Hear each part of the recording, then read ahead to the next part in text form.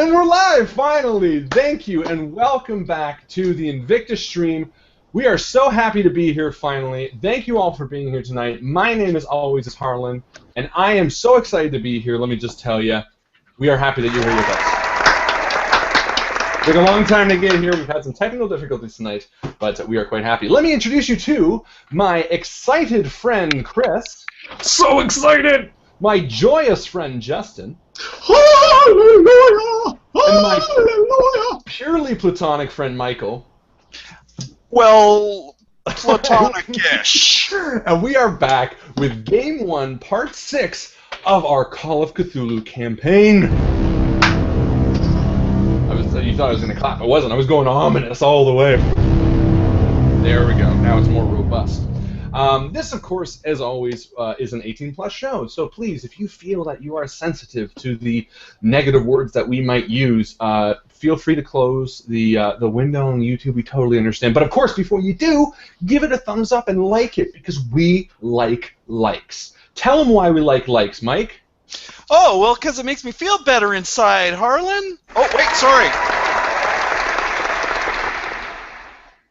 My apologies. Well, Harlan, it's because it makes me feel better inside. That's right, because when we're playing Call of Cthulhu, Mike does not deviate from his mass accent. So, yes, it makes us feel great inside when you like our videos.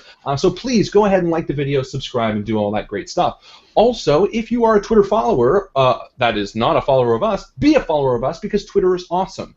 And our fantastic friend Justin goes on Twitter and tweets to all you Twitter tweets. So please, go ahead and follow us on Twitter. You can hashtag and do all that beautiful little stuff. As well as, if you are not part of the Facebook group, get over to the Facebook group, because that's where all the cool shit happens. That's where all the cool people are. Don't you want to be cool? Chris, tell them, ask them why they're not cool yet. Why aren't you cool yet? Be cool. Peer pressure, Invictus style. All the cool kids are doing it. All the cool kids are doing it, so please, you do it too. That's the logic that got me smoking. So, if you are not part of the Facebook group, go join the Facebook group. Join it. Because there's some great stuff going on there. If you have to ask, then you should already be a part. You shouldn't have to ask to join. What am I saying? It doesn't matter. Point is, every week we reward the most valuable post of the week on the Facebook group, and when you do the most valuable post, you get some experience points. That can alter the way we play the game. It can bring a bad guy back from the edge of death. It can aid our own investigators in a really tough, puzzle that they might have, or help them get up when they're being chased by a horrible deadlight in the basement of some dead guy's house, which happened a few weeks ago. Gotta get it up, gotta get it up, gotta get it up. And there's a lot of sexual references, too. You can give someone an erection for only 2 XP. I only need 1 XP. You only need 1 XP, that's very true. XP is like blood flow. On that note, we want to go ahead and award this week's MVP. Who's this week's MVP? It is Christopher Lawrence. That guy, Harlan. That guy. That fucking guy. For his fantastic post, Guess What We're Playing Next poll. It was a really fun poll that he actually checked to see if it was okay, to make sure, to see if he could do it. It was great. And basically it was where everybody, weighed in on what we're going to play next, because so far, to the majority, we have let it slip a few times what we are going to be playing next to a few choice followers, but for the most part, it's completely a mystery. So we also said that if you are one of the lucky few who guessed correctly, you will reward a little XP, and we're going to be announcing what game we're playing next week, either the end of next week or before the game. So keep those poll numbers a-flowing, because we want you to be going. Ain't that right, Justin? Oh, yeah. That's right. Oh, sorry, I meant this. Do you have like a disco beat? I wish. Someone do a disco beat and we'll just go with it. I don't know disco. Doing his own music. So after that, we do the MVP. We also do the weekly Enigma. Now, this week's Enigma was a toughie. This was one that required a lot of out-of-the-box thinking, as well as some of the previous ideas and ciphers that we've utilized before. So I am very saddened to announce that nobody got this one correct on the first guess. So now, there's a little asterisk next to this. While no one got on the first guess, that means no one received the experience points, the 5 experience points that you get when you get it correct on the first guess. However, we did have a correct answer as far as guessing many times. And one person, specifically Yannick, sent us over 300,000 variations of the riddle, or of the answer. So it was a 4 combination answer, and yeah, you just kind of went through each one. So you know what? Technically, you didn't get it right, but in the context to you guys being spiritual advisors, you could sit there trying each and every single one until you get it right. So luckily, yeah, you guys did the work that will allow the investigators to continue forward at that point in the story, but there's no experience. So well done. Good job for trying, guys. But this is Justin's he tried face. This is my, like, did I have a stroke at some point face? Oh, you got I'm trying to get it even, and it's not even. Look at it. It's like, I'm like Jean Cartier. I hear beautiful faces are meant to be asymmetrical. Oh, that's what they say. That's what they say. What I hear. Am I beautiful? Am I beautiful? We should have an ugly face contest. Whoever can do the most hideous face. That's Oh, God, Christmas! Perfect timing. Oh, that was too good. All right. So, sorry, the last thing that we do every week is we do a stanza of our poem. The poem that Dr. Henry Armitage is currently working tirelessly to find out what the answer is, what it says. So, I'm going to go ahead and quickly refresh the voting. Now, it was just posted this morning, so hopefully the majority of you got to that voting. If you haven't, actually, why don't I give you a chance to do it right now while I throw it over to Justin for our Twitter shout-out of the week.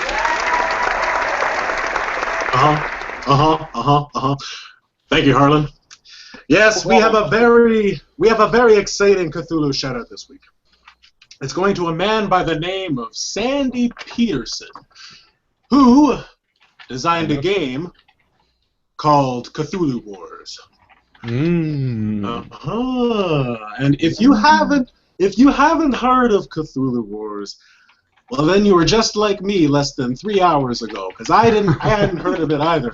But holy crap, check it out, check it out. Check it out. What's it all about? Here's that stroke again. I'll tell you what it's all about. It's kind of like Risk. It's kind of like Risk. I mean, I picture Risk, but instead of it's all about world domination. But instead of fighting with little figures that you can't even tell that they're humans, or is that a horse or a donkey, or is that a cannon or I don't know. You're actually fighting with Call of Cthulhu deep ones. Like Cthulhu, Rolle, Ralrotep, all these big monsters whose names I can't pronounce. I can't pronounce their names, but maybe you can. Check out this game. It looks like a lot of fun. So I want to say congratulations to Sandy Peterson, not only for creating what looks to be a spectacular game, not only for reaching your Kickstarter goal of $40,000, but by surpassing it by well over $1 million. Cheers to you. So Sandy Peterson, you are our shout out of the week. Congratulations. Sandy Peterson. Sandy Peterson. Now, actually, I saw that Kickstarter when it was live, and honestly, it did look very interesting. It was very... Oh, I have a sound effect for it. But, no, it did look very cool, and if it goes down a little bit, I will definitely be buying it, mainly to play with the miniatures and make them fight. So, excellent. Thank you, Justin, for that. So, hopefully, you have taken the time to vote on our stanza this week, as I am going to currently refresh the page and find who won this week. And it just skipped ahead during my scrolling. No, I don't see it. Oh, here it is. Perfect. Okay. Let's do this. I'm going to refresh right now. Drum roll, please. And the winner is Bob Lyle. Well done, Bob. You are the stanza winner of this week for a really cool little stanza for the poem. So you get to be entered into the poem. That's going to be very important near the end of the game. So well done to you. And give yourself a pat on the back. You, of course, win the experience points that is related to that. So I do not have to shout it back to Justin because he is done.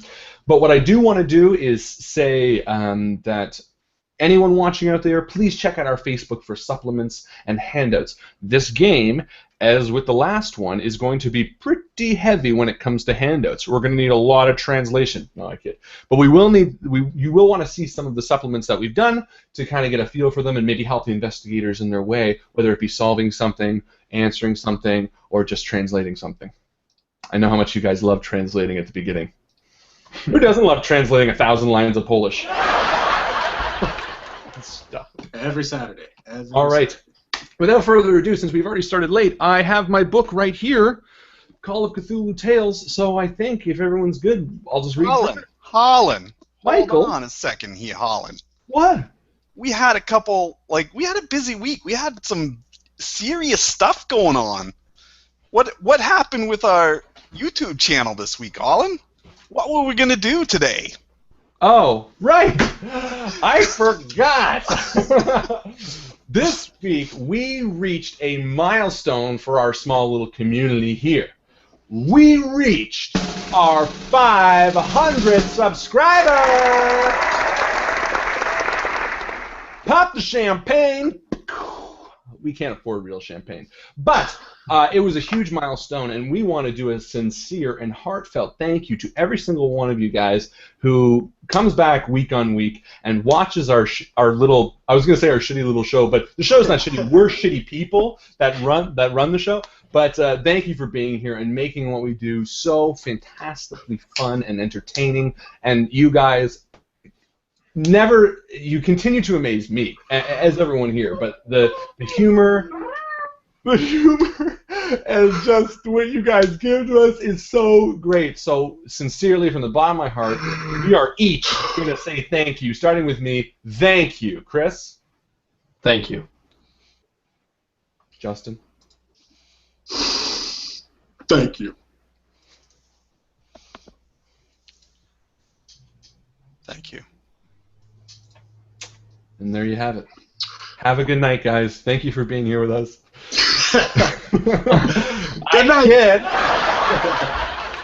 No, but sincerely, thank you. Michael's 100% right. We reached a huge milestone and literally couldn't do it without you guys. So thank you, and hopefully we make it up for you tonight by killing Jarrett Coombs. Now, let me read from the Book of Cthulhu and get this bitch started. Oh, one last thing I have mentioned before. Make sure, and this goes for the investigators as well as viewers, that you let the facts create some theories. Don't let theories try to mold the facts to fit those. Very poorly way of saying it, but poorly put way of saying it. Poorly put. Very poorly put. Put. But it is very true. Ironically, so was that. Ironically, so is that very poorly put. All right, let's do this. We're past halfway, guys. Whoa. Call of Cthulhu, Game 1, Part 6. Hi. Welcome back to the Invictus stream. My name, as always, is Harlan, and I am here with Henry McFarland, Frank Underhill, and Jared Coombs. Welcome.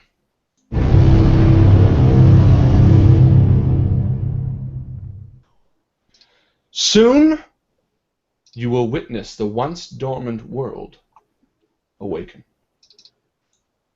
Frank, with a gasp, you sit up in bed. Shaking your head softly, you throw your feet over the side and wipe the sweat from your brow.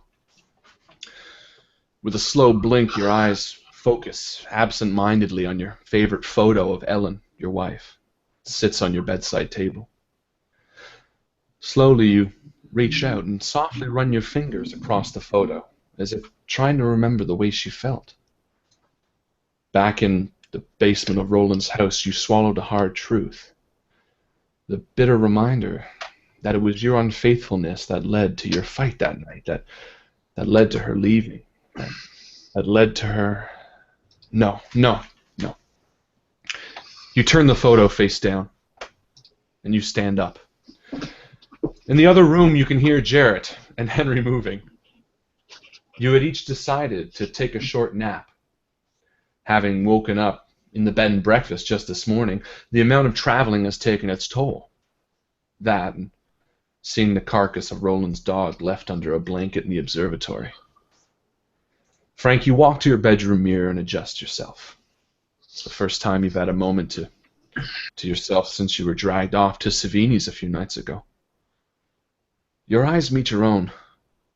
The red stains, broken blood vessels are telltale signs that tears had welled in your eyes while remembering Ellen. You take a deep breath and go to the door.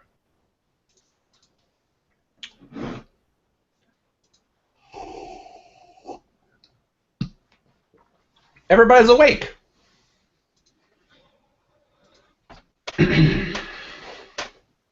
Well, we're gonna have to try to figure a way out to, forge this signature. We gotta change this invitation and say we're gonna accept. That's the first thing we gotta do. Yeah, you guys have to talk up. I mean, my ears aren't too great right now. Well, do we really have to like forge it or like make a new one? Is that what you're saying, or do we just scratch out the? Yeah, we can scratch it. Do you think that'll work? Just scratch it out. I think so. Just say like originally we thought we could make it, but yeah, that'll work better. And unfortunately, maybe we just bring it with us even. And just say we didn't mail it. We thought we were gonna decline it, but one of you guys is feeling much better now. Now, who's going to be the brothers and who's going to be the guest? Well, age-wise, does it make more sense if I'm like a younger brother? Or does it make more sense that you guys are brothers? Because why would you be hanging out with me?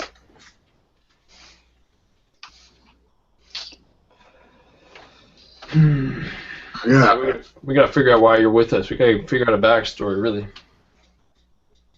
Maybe we can find out who these guys are. Do we got time for all that? What time does the invitation say the party's up? So the invitation says 8 o'clock tonight. And again, it speaks of a lavish party, dancing and drinks and things like that. I posted an image on the Facebook page more to create the spirit of it. It's not verbatim that, because that was actually a dance card for Harlem in like 1944. I couldn't find a 1921 authentic invitation. So, but it's going to, basically that's what it is. 8 o'clock, live music. It does say on the back that fancy dress is recommended. Yeah, that's the other thing we need. We need to find some clothes, some monkey suits. I don't own nothing that'd be nearly as nice as something to wear at a gathering like that. Well, I think our friend Frank here might be able to help us out. Yeah. I see Justin's mic. It keeps muting. It's muting non-stop. I have no idea why. Stop. I'll speak for Frank when he says he wants to treat us to a nice breakfast and then take us on tour, go shopping, go to Tiffany's, get some nice, No. And how? Thanks. And then the most expensive hookahs in Arkham. Yeah, Frank. Definitely. Yeah, Frank's totally laryngitis. Unplug it and plug it back in or something. Just to those who are patiently watching, for whatever reason, Google Hangouts can be a bitch sometimes. And tonight when we started it up, it was absolutely atrocious. So you can see Mike does not have his overlay. Frank's overlay is totally misconstrued, and his mic is muting nonstop. And, well, Henry and I are pretty cool because... Did I call you Henry? What's your real name? Who am I again? Where am I? My wife. What we'll say for the sake of time is that Frank does have the money and he flaunts it pretty fairly, so maybe he'd be willing to purchase some suits with these guys. Thumbs up? There we go. So, the three of you decide that the best course of action at this point would to first be outfitted in a way that would be regular for you to show up. So, Henry, Looking it's your forward to pick. putting on the Ritz. Putting on the Ritz. Super duper. So, you head out to the street and you get into Frank's car and you pick the most expensive spot because Frank's not saying anything. And he just nods silently and you head inside. And it's a short while before the three of you are suited to pretty nice tuxes. Now, when you finished, when you received the invitation, it was maybe around 2 o'clock in the afternoon. You know the party starts at 8 and you decided to take a few hours nap to refuel your batteries, so to speak. So it's now probably around 6 o'clock. And you do have a few options before heading there. Which would you like to do first? Personally, I think we need to find out something a little bit about this Tom and Mark Argon before, we get there and people start asking questions about our business per se, and we don't even know what we do. And I think the first thing that I need to do is just go work out the little semi I got from the nice lady that measured my inseam. I'm just gonna go work that out a little bit. Ah, well then I'm good. We can get right to work then. This was the top of the line service. It was the best. They didn't just get you hard; they got you finished. Okay, so okay, fair enough. So you decide amongst you that researching a little bit of the Antons would probably be the best bet. Anton or Argon? Sorry, Argon. Argon. I'm thinking of something else. Argon. Let me read. Guys, write down Anton. It's got to be something we need to know later on. No! It's the answer. So, a short search in the phone book, and sure enough, you find the name M. Argon. There is no T. Argon in the book. And a short drive, you're before a comfortable row house. It's a simple-looking build, but with a calm front porch and chain-link fence around the yard. Nothing in the yellow pages, as it were, I guess. Like, they don't have a business address? Nothing under the name Argon. Okay. Just a residence. Okay. But good thinking. There is Argon $1 million investors, and they give out money to people who walk in the front door. But you're not interested in them. Aren't we? So, no. I'm just kidding. No, there's no Argon.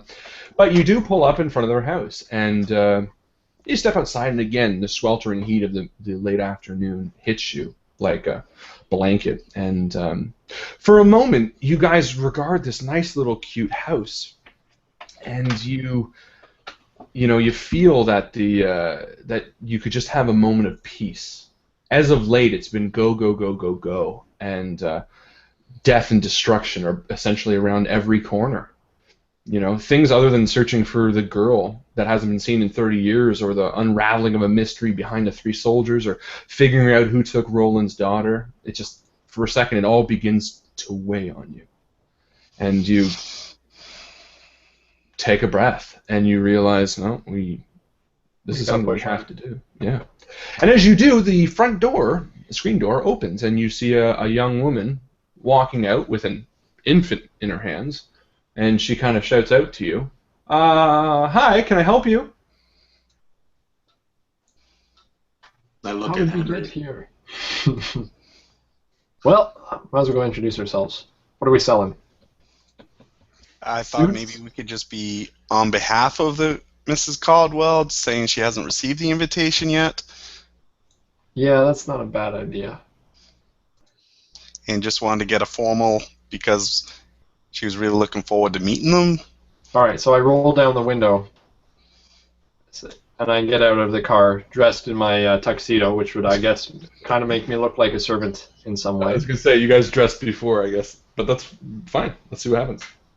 And I walk up to her and say, hello, madame. To whom do I speak? And she kind of gives you a cautious look. And she says, why are you standing on my lawn? I'm here on behalf of Miss... What is her name? I'm sorry? What is Miss whose name? Miss Beatrice Caldwell. Miss Beatrice Caldwell. Caldwell. And there's a gathering tonight, and I believe Tom and Mark have been invited. We haven't received a invitation return from this address, and I was hoping perhaps you would clarify if they would be attending. Okay. She kind of looks at you puzzled for a second. Can I roll a persuade? Yes, you can, but you do know... Yeah, no, I guess roll it. I know it's odd, but I mean, what else do we have to go on? Well, right not that it's odd, but you said they haven't received it. They haven't filled it out and sent it back, but that's where you got it from. It was filled out. Yeah, and well, sent it could back. get lost in the mail, right? Ah, okay. Try to go with that. 72. 72. If I was to listen to her, I would. Okay, well, no. She says, "No, I saw Tom fill it out myself." Oh, perhaps it got lost in the mail then, miss. Perhaps. Maybe yeah. it'll come today. Perhaps we should leave. May I just ask, are they planning on attending? No, unfortunately, my husband has the stomach flu. He's at work, but of course he's still sick. Stupid bastard. He went to work even though while being sick. Yeah, well, he's a real go-getter. You know, him and his brother, they own that business, and they got to make sure it's running. If they're not there, then ultimately the whole thing falls down. And she kind of pops the infant a little bit, and you can tell it's getting a little bit restless. And she kind of looks at it. Is there anything else I can help you with? Oh, it's terribly hot. Is there any water I could have? I hate to be a bother, but you can feel how warm it is, and we have to go around and check. It must have been a lot of invitations that got left out of the mail, and we need to go around to several places. Would it be too much to ask for a drink? And Harlan, sorry to interrupt at this point. Do we hear what's going on? To what? To the conversation that... Oh, yeah, I assume you guys are... I mean, it's a quiet suburban-type street, so yeah, you would hear it. Sorry, answer that, but in the meantime, I'll be getting out of the car, and I want to come just talk to the lady as well, just for a second. Sure. Okay, well, why don't you roll a... whatever you'd like to roll. That would make her invite a strange man in a tuxedo into her house. Well, I mean, a tuxedo must be on my behalf, at least. Well, I would say you could try a credit rating based on that fact. And I would want to give try you... a credit rating. I want to try persuade again. Well, I was going to say I would give you an advantage to it. Yeah, it's really... my credit rating is very bad. Okay, well, you know what? Then let's just say I'll give you an advantage to whatever you decide to roll, because tuxedos just scream professional. Yeah. If you ever want to buy beer when you're underage, just wear a tuxedo. Yeah. I All had right. one for my bar mitzvah. Success. Hard Excellent. success. Okay. She's not a very safe woman because she invites you in. And she says, yeah, okay, you guys seem like nice gentlemen, and do your friends want to come in as well? Well, I can bring it out to them if it'd be more convenient for you, but I mean, if it's all the same, they might as well come in. Yeah, no, it should be fine. And she walks in with the infant in her arms, and you follow her in. I'll stay in the car. Yeah. I will also stay, and I'll just say, no, I thank you very much, ma'am. It is hot, and I could use some water, but I appreciate the offer. Now, unfortunately, Mrs. Caldwell only gave us the address for the home, and I know that she'd be unhappy with us if we didn't get the answer from them in person. Would you happen to have the address of their business? Well, now I don't need to go in. Thanks for that. I'm just going to go and get a drink of water really creepily. Yeah, so she says, of course. Well, it's the pulp and paper mill. They've owned it since 1918. It's the biggest one in town. I think it's and she gives you an address. Yeah. And we would know that? You know it exists. Yeah, you know the street. Yeah, okay. Yeah. So we can find it easily. For sure, if you needed to. Okay. Thank you very much, ma'am. Miss Caldwell will be very happy with us.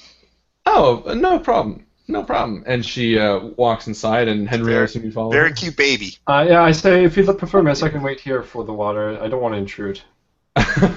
She kind of says, okay. So she walks in, and you can kind of see her put the infant down into some sort of crib, and she fills her glass of water for you, and comes back outside and hands it to you, and says, very kind, miss. It's too bad that you won't be attending tonight. oh, I'm not in for those types of things. That's more my husband and his brother's work. Well, thank you all the same, miss. And I take a drink of the water and I hand it back to her, and I go back to the car. Ha! Poisoned you. You dead. No, okay. So she takes the water, Hey, guys. and she walks inside, and and she shuts the door. Call of Cthulhu. Never trust water. You get back in the car, and Tentacles fly out. I'm smoking my cigarette, and I say, so what are we doing again? Why are we here right now? Well, we needed a little backstory on Mark and Tom Argon. If we're going to go and impersonate them, I don't want to go in there with no knowledge of who they are. Shit. Pulp and paper mill? I don't know shit about pulp or paper. Well, How it's are we time gonna we bullshit do that? some montage learning. To the library! Okay. Okay, so now your plan is We're to gonna go. like party Well- and we like keep dropping really Hold unnecessary remarks about paper because we did so much. Well, the thing about paper pulp is I just took your coat, sir. Did you know that Guys. pulp and paper? guys, do we really need to go through all of this trouble? I mean, why don't we just go to the party and speak with Beatrice as soon as possible? As soon as she finds out that we're here about her niece, I feel like she's going to be inclined to talk to us.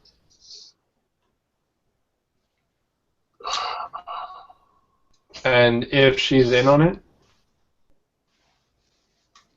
Do you think she is? Well, I don't know. guess we got no idea. I mean, how much time do we have before the party? You know, I don't know if this is the right time, but I was thinking on the way over here, it wouldn't surprise me at all if Anna was the one behind it all. why do you say that?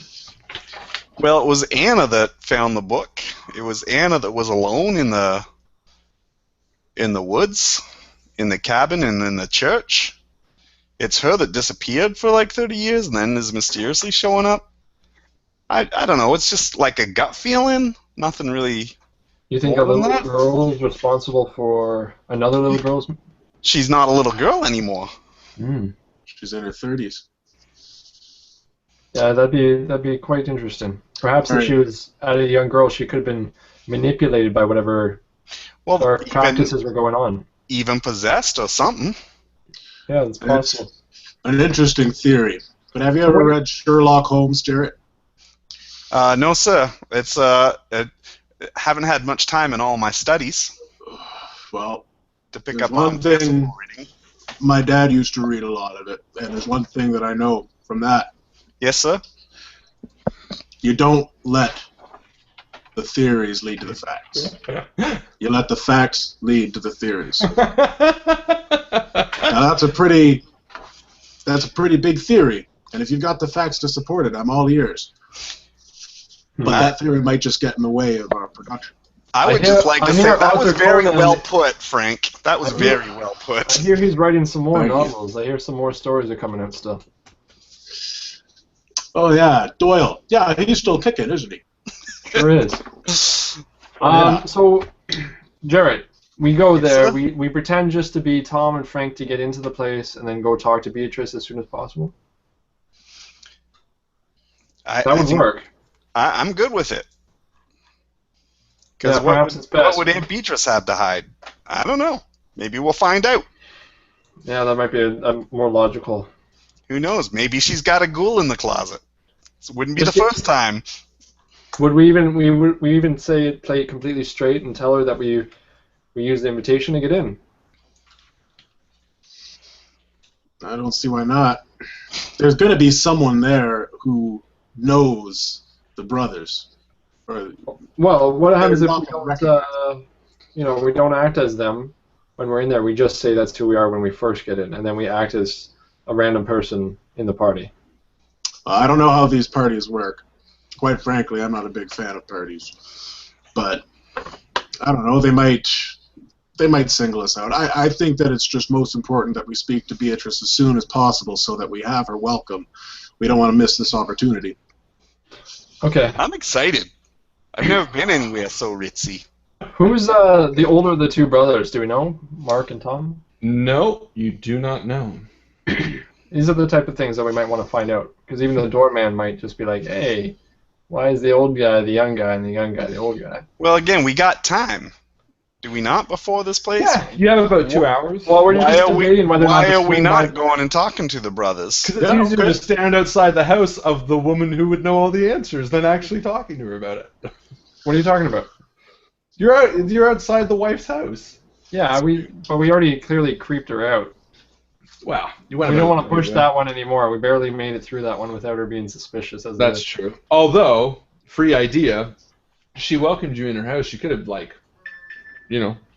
pieced the Yeah, veil. I was thinking about going around and taking a look and trying to find out, things like that. But again, it seemed like we were pushing our luck with that one. Fair. Very fair. Just kill her. Well, that's the other option. There, now to save the girl. I think we go meet the brothers under the same guys that were there to get the answer because we didn't receive the information. Yeah, let's have a better plan than just, standing outside and figuring it out. Alright. Yeah, well, first of Let's all, I'm drive just around going the to... corner. So we don't Yeah. Let's drive You get a somewhere- round of applause for that.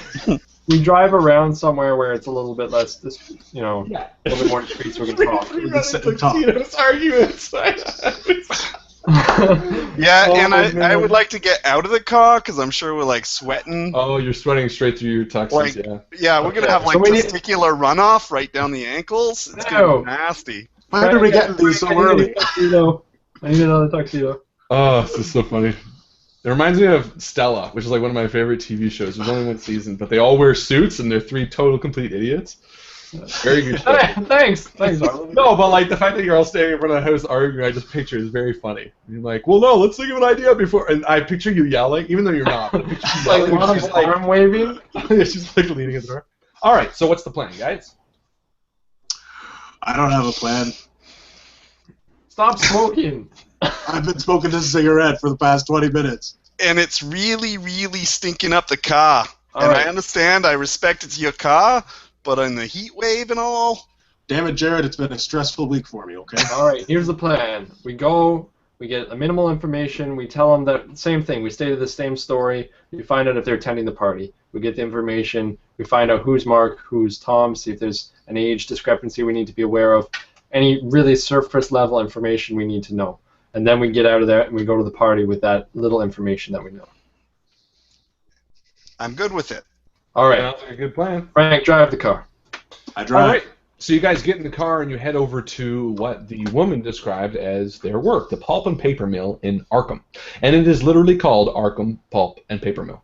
And as you pull up to the big wrought iron gates and the large brick facade, you kind of take a look at its power. It sits almost in the center of the town, a hub of sorts. And it makes sense why these guys would be invited to what you assume is going to be a very lavish party. So you pull up, and in typical business fashion, you see a receptionist sitting at the front door through some double glass doors. Maybe someone else wants to take a lead on this one. Frank? Yeah, all right.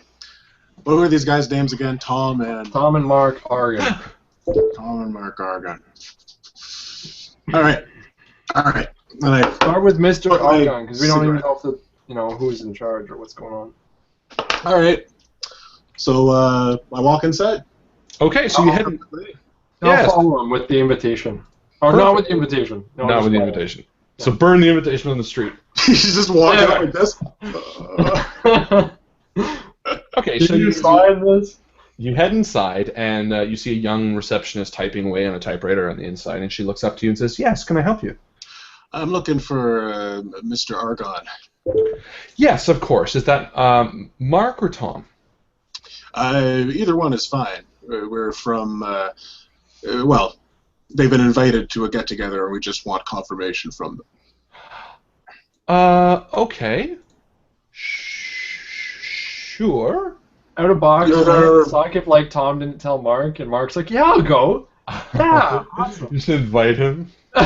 Damn it! Now Um, Jarrett can't come. So she says, "I'm sorry, but I'll have to get one of them. Which would you like to speak with?" I'll speak to Tom. Okay. And she stands up, and you see her walk away. 'Cause I don't know how they would have done it, receptionists in the 20s. They don't have a phone. I turn back to Henry and say, Okay, what information are we trying to get? What do we want to learn about this? First of all, say, are you and your younger brother coming to find out which one's the older of the two? If we don't get to speak to the other one, at least we'll know that Tom is the older or the younger. The other thing that I would make it more flattering and say, are you and your older brother coming? Yeah, that will work. The other thing is, we need at least a reason to go back. Why aren't you coming? I mean, we don't need that. Just attending or not attending. So she walks back into the main foyer, and you see a middle-aged man on her heels, and he walks up towards you with an arm outstretched. He's got thin-rimmed glasses, and he's balding on the top, and he's wearing a very nice-looking pinstripe suit, and he holds out a hand towards you, Frank, and says, "Yes, can I help you?" Yes, Mr. Argon. My name is Frank Underhill. Very nice to meet you. Yes, nice to meet you, too. I'm wondering about the party that Mrs. Beatrice Caldwell is having. We haven't seemed to have received your invitation. Yes. No, I believe... I was under the impression that I did send that in. Did it not get received? We haven't received it yet, and the party's in less than a couple hours. She'd really like to know your response. Wow. I feel a bit on the spot, as it were. I guess she really wants to meet me. And he kind of turns towards the receptionist, and she kind of awkwardly laughs along. But no, I'm afraid that my brother and I are not going to attend. He's currently suffering a bout of the flu. Although he is here, I don't think he's going to be up for much of a all-night soiree, as Beatrice is apparently known to throw. Oh, no, okay. And not yourself?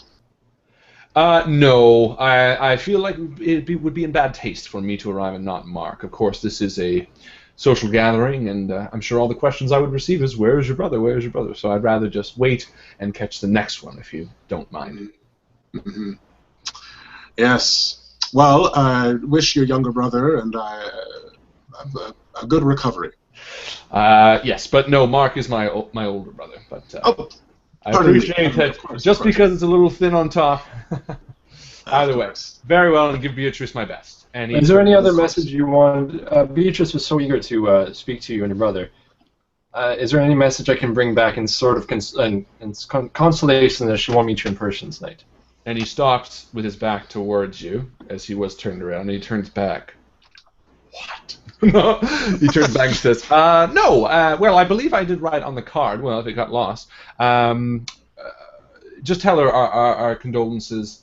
We wish we could attend and meet her face to face for the first time. We've heard many great things about her, but no, just tell her that we would love to attend the next one and would very much appreciate an invitation again." Thank you, Tom. Yes, Mr. Argon, sir. Of course. And he turns and walks away. Well, okay, so we know exactly one thing. You know what? I think we'll be set. That's all we need. I'm the older one. I'm the younger one. But you don't look anything like them. Well, glasses, and we gotta get a bald cap. That's good. All right. Well, damn What else? They've never met. It's not like they're gonna recognize them. The only thing is we need to have a little bit of a backstory. What's the wife's name? Did we get that? No, you didn't ask. That was dumb. Don't worry about it. We'll just spin it around. It wasn't dumb. It just was unthoughtful. It was, yeah. Henry, it's been a crazy day. Let's just get there and I say we just try to speak to Beatrice as quickly as possible. If anybody asks us any questions, then just spin it around, do the ha-ha nod, and then spin it back on them. Something like that. Yeah, all right. We got it. Ha-ha nod. Ha-ha! Ha-ha! I know what you mean. You're right. How about you? How about yourself? All right, let's get ready for this party. And Okay. Who's being Mark? Who's being Tom? So we got to go by age. Frank is older. I'll be Mark. Okay. Quick, what's your name? Mark. Argon. Argon. And what's your name? I'm Tom Argon, and I work in the pulp and paper industry. And what's your name? My name, sir, is Jarrett Coombs, and I'm just a friend of the... and I'm an apprentice learning the trade. Hey, there's no reason not to... Apprentice pulper. Yes. I like pulping the pulps, and... All right, so... It rounds about 8 o'clock as you get into your car and make your way off to Beatrice's massive estate. It is a Protestant estate. It's a prostate. All right, so I'm assuming you're driving, Frank? Oh, yeah. All right, everyone's drinking a little bit, obviously, because it's the 1920s and it's all outlawed. As you approach Beatrice's estate, you notice that the large wrought iron gates are now open, and cars are being ushered in by men in white gloves. Slowly, you make your way up the hill to the manor as the sun begins to set behind the hills to the west. The mansion is sprawling and elegant. It stretches out with large red stone-colored wings on either side of its main house. You imagine there'd be enough rooms for a large family and guests. And as you continue up the hill, a large drive turns into a sort of parking lot. And as you pull up to the front door, you take a deep breath.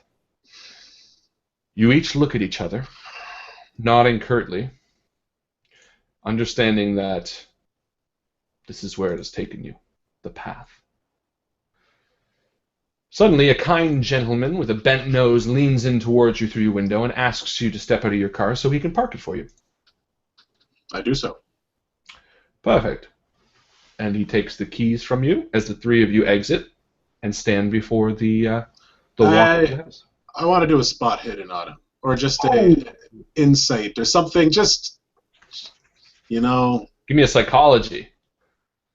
Psychology. That guy doesn't work here. What's going on? Or spot hidden. You can do whatever you want.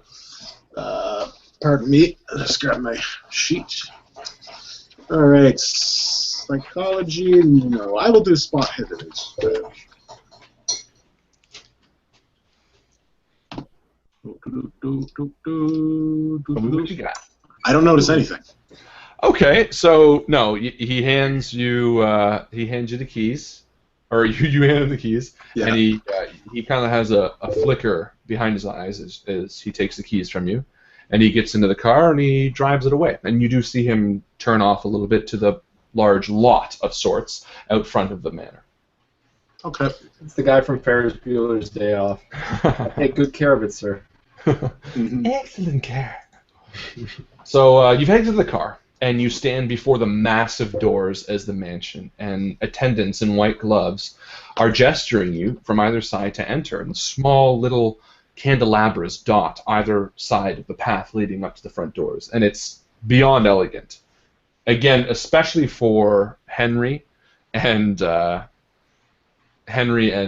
this is beyond the nicest thing you guys have ever seen. Guys, I don't think I'll be able to bribe anyone in here. They might be able to bribe you. Might as well wait in the car, Frank, if we can't bribe anyone. You're not useful. Would it be Yes. willing to try some giggle water? Yeah, perhaps a drink will make this night go a little bit smoother. So, as you guys walk up, the large windows dot the facade of the building, and flickering lights illuminate the loose stone pathway towards the front door.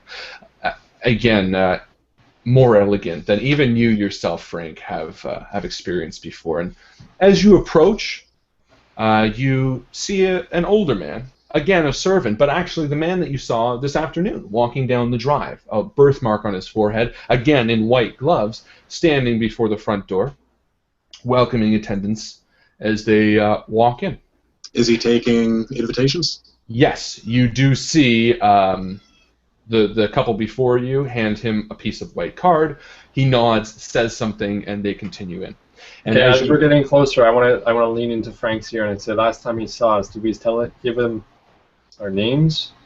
What did we tell him? We did tell him that we were the Argons, just changing the Did you tell him invitation. if I was Tom or if you were Mark? Nope. Okay, so he says, good evening, sirs. Welcome to Madame Beatrice's gathering in celebration of the Great Fall. Please have your invitation ready and step this way. And he Okay. holds out. And I hold out the invitation, place it in his hand. And he takes a look at it and tucks it away in his breast pocket and smiles. Ah, yes. Mr. and Mr. Anton. And you might be... That's Argon. I apologize. Argon, my apologies. Just ignore Anton for Argon, because I've typed it all up as Anton for some stupid reason. And you must be... Talking to me, Harlan? Yeah. And he turns to you and asks who you are. Oh, pleasure to meet you, sir. My name is Jarrett Coombs, and I'm apprenticing with these fine gentlemen to learn about the pulp and paper industry. Very nice, very nice. Well, please step in, and Madame Beatrice will be happy to see you. And he kind of gives you an odd look as you step in. And I turn to Mark, and I say, "Oh wait, am I Mark? You're Tom. I'm Tom. I'm Mark." I turn to Tom, and I say, You take to Henry. I'm Henry. You turn to Henry. "Pretty good paper they used on those invitations, eh?"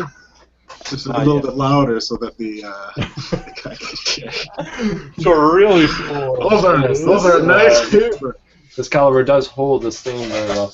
I'm going to do a... paper's great, but the pulp, I don't know. That's all we know.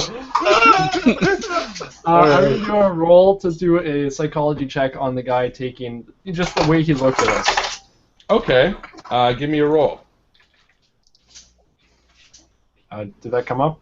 I did. 22. So is that a regular hard success? Unfortunately, my psychology is 10. So you don't... It was a shot in the dark. Were you doing a spot hidden or I psychology? I see Henry looking around, and I lean in close to him, and just... What's up? Say quietly, it just occurred to me that there may be people that want Beatrice dead. Why do you say that? Well, the Wachowskis,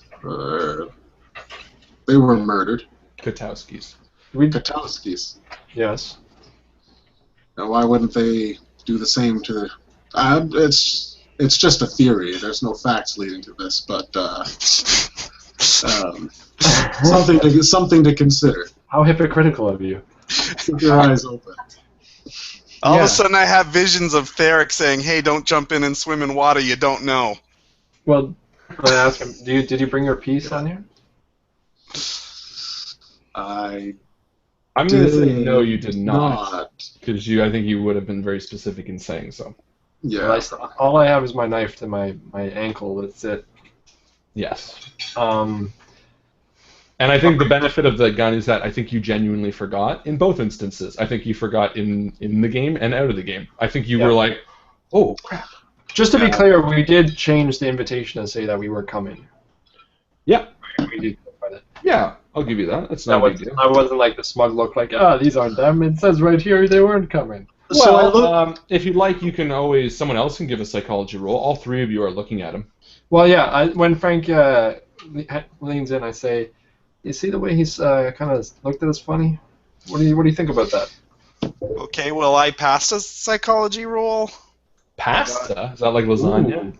He's a linguini. Pasta psychology. Yeah, just a regular pass, though. He's so silly. All right, no, so you look at him, and the gentleman at the door is, again, much older. Older than all the other servants. And he has a bit of a coyness behind his eyes. And you do notice that he looks at you with a curious regard, but not in a doubting way, almost a knowing way, as if maybe he does know that you're bluffing, but he's okay with it. Right. I turn to Jarrett and I say, I should have mentioned this to you earlier, but it didn't occur to me. Try not to go by your real name from now on tonight, okay? I mean, you don't have to just change it. I'm not saying just to change it, but if there are people here who know who we got wrapped up in this, whoever knew, they knew. Sir, I understand, sir. They got wrapped up in this. I'm hip to you jive talking, sir. Okay. Do I get the impression that the guy who took our invitation isn't a servant by the way he holds himself? You don't get anything, but Jared. Not necessarily psychology. I could do. Oh, well, you can just size him up, and yeah, based on his age and his demeanor, and the fact that in this time and era, the person greeting at the door is typically the hostess, you would definitely guess that he is probably head of the household next to Madame Beatrice, most likely the butler, or servant of Madame Beatrice. All right. Okay, so you step inside the grand front hall of the house. And as you do, you are overcome by the beauty of the room. Again, another kindly gentleman just outside the door offers you a white towel, and you see the couple before you dabbing the sweat because, again, it is ridiculously hot. And you each kind of nervously take a towel and mock the actions of everyone else to fit in. And stringed music pours from the large open doors of the banquet room, which lie to your left. A simple coat room is to your right, and a large set of steps leading up the right wall beside you go to the second floor. And further down this front hallway, you see a large arch connecting to what you imagine is the kitchen based on the sounds coming from it. And the house is alive. It bustles with activity. The string quartet starts another piece in the grand hall just around the corner from you. And as much as of late you've dealt with drudgery and death and darkness, you feel a sense of joy, as if it's a party. You are taken by the mood and the candor of the people passing. And partly because, at least for Henry and Jared's case, this is your first experience in this type of setting. But also because, contrasting what you've experienced as of late, it's just refreshing to see people with a joie de vivre walking past and having conversations about the times and about what's going on and that kind of thing. Quite frankly, I'm a little overwhelmed. Right, underhilly? Underhilly? Oh. Exactly. Oh, it's a little overwhelming. There's so many people here, and yeah. I take a look around for a guest book. Okay. So no, there's no guest book by the front door or anything like that. It just seems like that people before you are filing in and walking into the room to your left, again, which is a large banquet room and where the music is coming from. And you just hear the chatter of people conversing. You would imagine a lot of these people probably spoken to each other before, as they've probably been at these parties before. Right. I leave it into Frank. I say, you want to start looking for Beatrice? I feel like she'd be pretty obvious, but yeah, let's take a look around. Take a look around for her. While I'm looking around, do I notice any games tables or anything like that? No, not in the front hall. Not in the front hall, but like in any of these side rooms or anything like that. So again, there's a coat room to your right, stairs leading up, a kitchen straight ahead, and to your left is the banquet room. Are you just going to the banquet room? Yeah, I think that makes the most sense. Yeah. Okay. And I'm assuming you each go in? Yeah. I'll follow.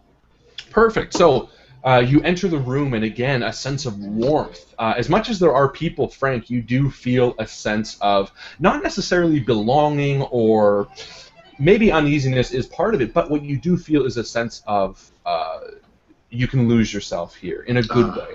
You can forget your worries. You don't feel overwhelmed by what has been plaguing your mind. Is it unnatural? Like no. Drugging? No, in no way. It feels very natural, and you almost feel guilty for a moment, realizing that you're forgetting Roland's daughter and this girl who's been missing for 30 years, but at the same time, you kind of feel like you owe it to yourself. Like, this is non-stop a barreling train to, you know, everything you've been doing lately, and just the joy of people passing by is infectious. And as you enter the grand hall, you know, the walls, this mahogany-lined walls, are dotted with paintings and murals, various art pieces. One, a still life of a green pepper, painted by a very famous author you recognize. There's a large fireplace crackling. Sorry, it's unlit because it's freaking hot. And again, the string quartet is playing vividly in the corner, smiling and nodding at people as they pass. And a black, older gentleman with a deep scar on his face, also dressed as a servant, quietly walks up to you holding a large silver platter and offers you a small pastry of some sort. I take one. Okay. I gesture that I don't want one. Thank you. So, Henry, you kind of wave it off. And Jarrett? Oh, I definitely take one because it's probably like the best thing I've ever eaten. Okay, and it is. It's wonderful. It is light and flaky, and my God, I'm hungry. But no, it's very, very good. And Frank, as much as you're a man of means, you're not used to this, even this type of food. No, of and course to you, it is again is fantastic. And again, your spirits feel even livelier as you continue looking around at a sea of people conversing and speaking amongst themselves. All right, I want to do a spot hidden just to see if there's anything that's standing out amongst the crowd of people. Is there anyone that people seem to be congregating around, trying to move towards? Is there anything that's commotion, anything? Perfect. Give me a spot hidden then, Boo. Success. Regular success? Yep. Okay. You do see a small group of people around someone off in the corner, and you do hear hushed whispers of a name, Ernest Shackleton. Ernest Shackleton. And any of you can roll an education on that. Yeah. Yeah, I'll give it a shot. Jared, actually, yeah, it would probably make the most sense to be rolling it. I'm gonna say that it would be a success, but not a hard success. And I'm gonna do that. There we go. Perfect. So no, you recognize the name Ernest Shackleton, and as he mentions it, most of you do. He's actually a famous explorer who has been, across the transatlantic. He did an Arctic expedition, a lot of different things of that nature. And as you hear the voice, the crowd does part slightly, and you do see a very stately-looking gentleman kind of nodding and speaking to people in a robust voice. And while you can't hear exactly what he's saying, you can tell right away he's just. So I'm like all excited while I tell these guys. Do you know who that guy is? Mr. Shackleton. He's been around the world. He's seen it all. Really? Well, let's go hear what he's saying. No. Actually, it might not be bad being close to someone who's taking the spotlight. It'll take people's eyes off of us. Okay. As I walk over to him. So you walk over to him, and as you do, you pass various conversations. Again, forgetting the world's worries as of late, you realize that it has been a fantastic time. A few months ago, peace was signed with Germany. There was Babe Ruth is at the height of his career, hitting 59 home runs, and you hear different spurts of conversation as you continue over to Mr. Shackleton. And as we're walking over, I say to Jared, "So what do you know about this guy? What has he done?" He's an explorer, and he's been to the Arctic and stuff. Oh, That's all right. all I got right now, Mr. Keeper. Yeah, and again, you don't need to know exactly what he's done. Again, he made it around the South Pole in 1911. He's a real person for anyone who wants to look him up on the Invictus stream. So no, he's not the bad guy, unless there's an alternate reality where he was. But no, he's actually, as you approach, he's talking to a few younger women dressed in more of a trampy style that would be probably dancing when the music heats up later tonight. And he's talking about his latest expedition, and you kind of come up to him and he says, "Yes, Flappers. Yes, flappers. Yes, I will be attending my next in the South Pole. I will be heading there later this year, and I'm hoping that it is probably one of the most exciting adventures of my life." And a few kind of swoon. It's very ungentlemanly to ask for a autograph or anything like that, but you do see a few men standing, trying to make this one of their good old boys, slapping them on the back. "Oh yes, that's what I say. Good on you," as if they've been there.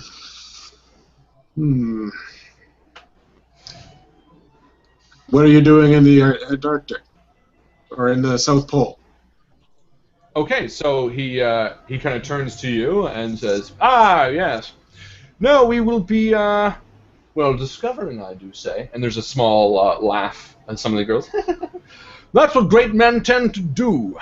Discover the unknown. Find out what lies beyond what we do not perceive. Map, chart, things like that. I dare say there are still parts of this great world that have yet to be found." And you can tell it's utter bullshit. Most of the stuff is just kind of nonsense. Just flashy words. Very flashy. You can definitely tell he's used to playing up his role in public, but you know, for the most part, he seems pretty harmless. And Frank, roll a luck. Uh-oh. Ooh. No, I don't think it's enough. Oh, no, it's not enough. Perfect. So Frank, you feel a slap on your back. Whap! And the smell of expensive brandy as someone's hot breath comes from behind you. "I dare say." And someone spins you around. And for a moment you have a puzzled look on your face before realizing that Seymour Chapman, the gentleman that you met this afternoon walking in the hills west of Arkham, stands before you. "What are the odds? Say, did you find what you were looking for in those hills today?" Oh, it's good to see you again.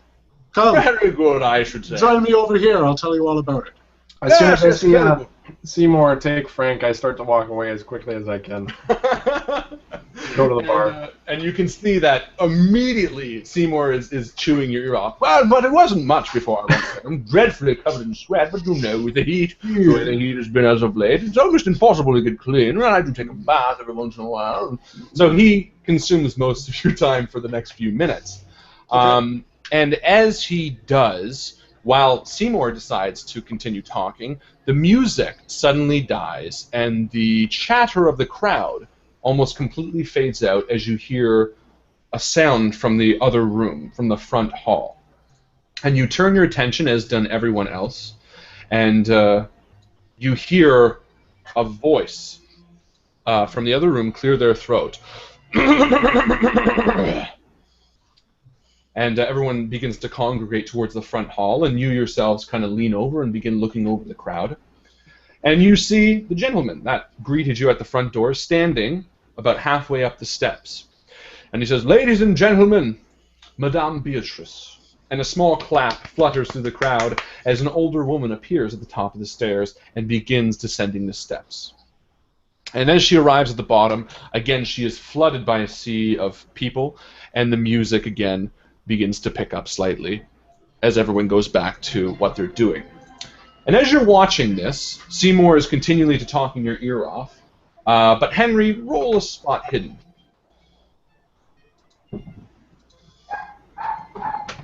Hard success. Extreme success. Okay. So, as she walks down and a crowd surrounds her, more than that was surrounding Shackleton, just overcomes her. You realize that this is going to be futile, at least at this point. And a sea of waiters come from the kitchen with trays and plates of new, fresh, hot hors d'oeuvres. But you notice the man who welcomed you at the door. And he kind of eyes the waiters, and once they've kind of entered the room, he walks into the grand hall where you are and directly past you. And for the first time, you noticed an almost closed door along the back wall that he slowly opens, steps in, and closes almost all the way behind him. Can I make my way over there? Oh, yeah, of course you could, yeah. Okay, well, I'll make my way over and see what I can see through the little crack there. Okay. And Henry? I tell Jared about the door. Yes, Jared is... That's probably a servant's entrance, I imagine, right? I would say Jarrett's attentiveness, his passion to know everything means that he's kind of on everyone's shit. What are you doing? What are you doing? What are you doing? And Frank, you missed this. Seymour has cornered you successfully, and you make your best to try to stop him, but he continues a new round, and we'll give you a roll to try to break out of that shortly. But no, you look over to the door, Henry, and it doesn't strike you as a servant's entrance. Mind you, you've never seen one, but... And I'm assuming the two of you go over? Yeah. Okay. So walk in, look, listen, what? I'm gonna keep watch as Jarrett's gonna look. Okay. Jarrett, so you very quietly take a look through the door, and why don't you give me a luck. And I failed it miserably, sir? Okay. So as Henry's kind of watching, but he's also got one eye on you, and as you kind of lean towards the crack of the door, it swings open widely. And there's a young man standing there, another waiter, with a empty tray tucked under his arm, and he kind of looks at you with a bit of a shock and just squeezes past you. And you're now standing in the open door, and what you see when you look in is a relatively small room, but 4 or 5 men standing around a large roulette table. Oh, well, that's very interesting. And I motion Henry over. Okay. Because, I like to enable. So the two of you enter the small room, and you're met with a few cautious glances as the men look up from the roulette wheel. Off in one corner, you see a young man standing with blonde hair behind what looks to be a bar. And there's an assortment of alcoholic beverages to choose from. And to his right is another door, which you imagine leads off towards the dining room. And the man at the bar kind of nods to you and awaits your order. And you see the older butler, who was greeting you at the door, was standing briefly before him, and he kind of looks at you and then quickly scuttles through the door next to the bartender. All right, well, I walk up to the bartender and said, "Hello, sir. Can I get one Manhattan and an old-fashioned for my friend here?" And he says, "Yes, of course, sir. Give me a few minutes. I have quite a long list, but I'll have someone bring it over to you as soon as it's ready." Thank you. Do you know what the minimum bet is over there? And he says, "You'll have to ask them. I'm not too sure." Thank you, sir.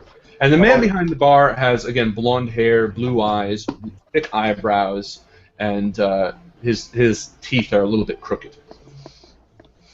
Does he look suspicious at all, or just a bartender? Just a bartender. I'm giving all the waiters and bartenders odd descriptions so that you suspect everybody. Okay. Just so you know. Well, it's working. I know. All right, I'll walk over to the table and say, "Gentlemen, what's the minimum bet we're playing?" And Jarrett, what are you doing? Well, I want to learn what they're playing and how they're playing it. Okay. Perfect. So, Justin, you still cornered by Seymour. The other thing I need to really look into is Beatrice. Beatrice Caldwell. Yes, yeah, quite beautiful woman. What's your sense? Well, how were you invited here? Oh, well, you know me. I retired of the banking business about 10 years ago. I had quite a lot of money put into stocks and bonds and things like that. Beatrice and I were old friends. And I think at one point she was part of the social club that I responded to. It's a Lions Club. Lions Club, okay, yeah. So tell me more about this. So she was, is she alone here? She's got family, right? No, that does remind me of a jolly good story. So we were up in the Aspen. Before you get into it, I'm very sorry, Seymour. I got to use the washroom. Pardon me. Roll. Credit rating? Bluff. I could make myself have to go. That's one of Frank's many skills. Special powers. Sorry, one second. Okay, so I am rolling bluff. Yeah. For chat. There is no bluff. Then fast talk. Fast talk, maybe. Fast talk. Oh, great. Whoop. I like fast talk because it's shorter. Whoa! Nice. Nice. All right, and I'm gonna use 3 luck to make it happen. Oh, check that off, Justin. You got it. One. Yeah, that's definitely. Actually, technically, he didn't get to check it off because he didn't succeed. He had to spend luck. But nonetheless, she goes, "Well, old boy, don't let me keep you. Don't want to wear that beautiful tuxedo of yours. I'll catch you later. Very good." And you see, he just grabs the arm of someone. "Yes, you. It's a long time since you say." And he continues the same story. It was a long time in the Aspen, Colorado mountains one time. I hastily make my way to the bathroom, which I don't know where it is. Is there a way to pass by Beatrice on the way to the washroom? Beatrice is still in the front hall, being surrounded by a bunch of jerks who are just kind of kissing her ass. You can still hear it, too. So, no, there's no way to pass by her that you can see. Well, rather, you can, but it's just the backs of people. And are there stairs? Yeah, it looks like the bathroom is underneath the stairs. Or, sorry, no, the bathroom is... yeah, it's underneath the stairs. Underneath the stairs. Oh, okay. So I go to the stairs. Okay. And she's, again, they're congregating at the bottom of the stairs. Okay. Oh, I see. So I wouldn't be able to get up the stairs. No, currently she's standing there as she's made it down and was flooded with people. And you can see the look on her face is one of sheer joy. And Beatrice is an older woman, thick, deep lines on her face, but powdered with makeup, long eyelashes, a wig, and, again, a beautiful dress, but you can just tell she's eating up the fact that people give a shit. All right, so I'm going to just stand by the bathroom and do a spot. I'll do a listen roll, see if anybody's saying anything interesting around her. Okay. Any keywords popping up, like, I don't know, Cthulhu. So how long have you been working? Anastasia. Forever. They can go way back. All right, so listen. No dice. Okay, no, you don't hear anything, and you're standing by the bathroom from your position, and you are kind of regarding what's going on. Give me a spot hidden, though. Okay. Spot hidden is probably not enough. No, not enough. Okay, so no, you don't see anything. Now, Henry and Jared, again, you're now in the back room, a little bit of a gambling and drinking room. The older gentleman which you followed in here has walked through a set of doors which you believe leads to the kitchen, but you've decided to stay here and gamble. Yep. Okay. Jared, your curiosity doesn't get the better of you? Oh, absolutely it does, so yes. So I'm going to go take a look at that door, too. Okay, so we'll do Henry first. So, Henry, you walk up to the table, and the man explains you the rules, and he kind of, it's very hush, and he says, well, we're playing the house a little bit here, so there is a $1,000 maximum bet. And he kind of says it coyly. However, of course, squaring up would have to be with Beatrice at a later date. But, of course, everyone here is good for it. And a small chuckle goes through the crowd. And I take out the 500 and said, very well. And I put the 500 on...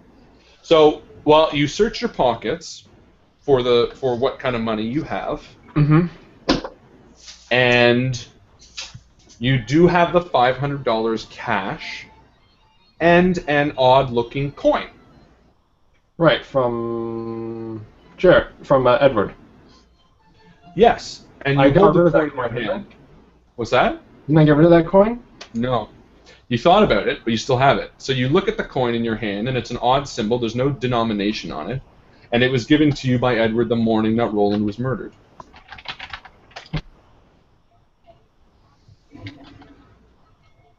What's the symbol on it? I can post it on the stream. So everyone can see, but it doesn't look to be anything you recognize. It's got some twists and turns on it, some weird whirly things. I'll show you. It's tough to explain. Okay. It's whirly. Whirly twirly. And no, at the end of the game, just to clarify, at the end of the first game, because I reviewed it, you said, "Oh, I should get rid of this coin," but you never followed up on it. You only mentioned it. I didn't flip it into the grave with him? No. You were going to, but you didn't. The start of the next game, you forgot. So you still have it on you. Okay. Just a coin. It's a whirly twirly coin. Well, it looks interesting, and there's a picture on the stream if you'd like. Is it gold? It is not. It is silver, or at least a off color. Neato. Well, I put I take the $500 out and I play roulette, which I don't know how in depth you want to go with this, but I don't want you to go at all in depth because I'm going to go in depth. Oh. $500 denominations. What do you want to do? I want to do $100 denominations. Where? I want to do one on the 8, 6, and 9, 5 one. The corner. There you go. One on 26, 22, 23. 26, 22, and 23. 26, Yeah. 22, and 25, you mean, yeah? Yep.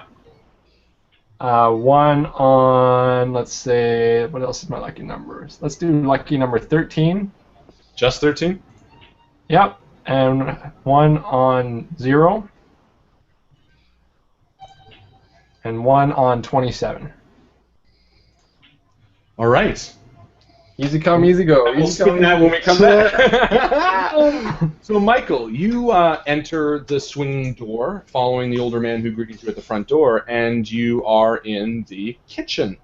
And you enter the kitchen, and you see the older butler speaking to one of the cooks, and he politely turns toward you, and he kind of smiles. Ah, yes, Jared, was it? Yes, sir. Very interesting. And he kind of says a little coyly, with a little bit of a smile, and he waits till the cook is out of earshot, and he says, Mr. and Mr. Argon look quite different than when I handed them the invitation last week. Yes, sir. And again, he kind of, you can tell knowingly, he kind of nods you on, and he pats you on the shoulder with a warmth. And he kind of says, Madame will be none the wiser, I assure you. But I assume you are here for another reason, and judging by your eyes, you're determined to have some answers, yes? Yes, sir, we are, sir, but we were actually hoping just to get a chance to meet Miss Beatrice. For the record, I don't know why he's doing British, but he is German. Madame will be none the wiser, I assure you. But I assume you are here for another reason, no? You speak to Madame, yes. Well, later tonight she might be able to be cornered, so to speak. But I'd be happy to answer any questions you might have. Yes, sir. Well, one of the things we really want to know about is his niece, Anna. His niece? Beatrice's niece, Anna. I was wondering if you've ever heard or met her?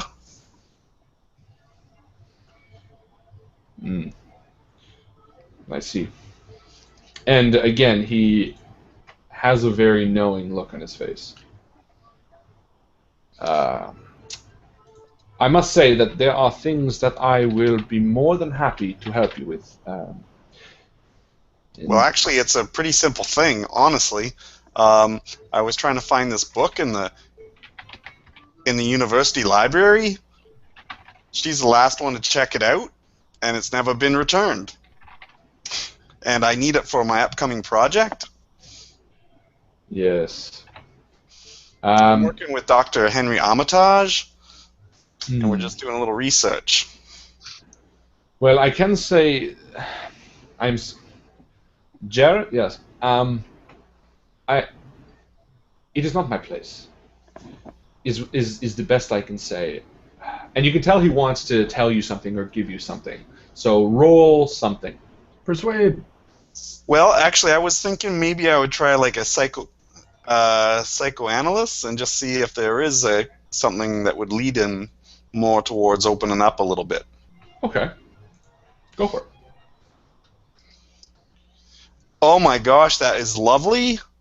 I know you can't see it, but I got it too, which would be a critical success.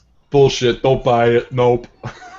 Yeah, Okay. I'll take a picture of it if you Can want. you screen share it? Can you screen share? Oh, What maybe. happens when you screen share? No, that would be just... No, wait. No, just take your camera and just push it down so we can see. It's okay. What I will say is that you rolled very well. And are you serious? You goofball.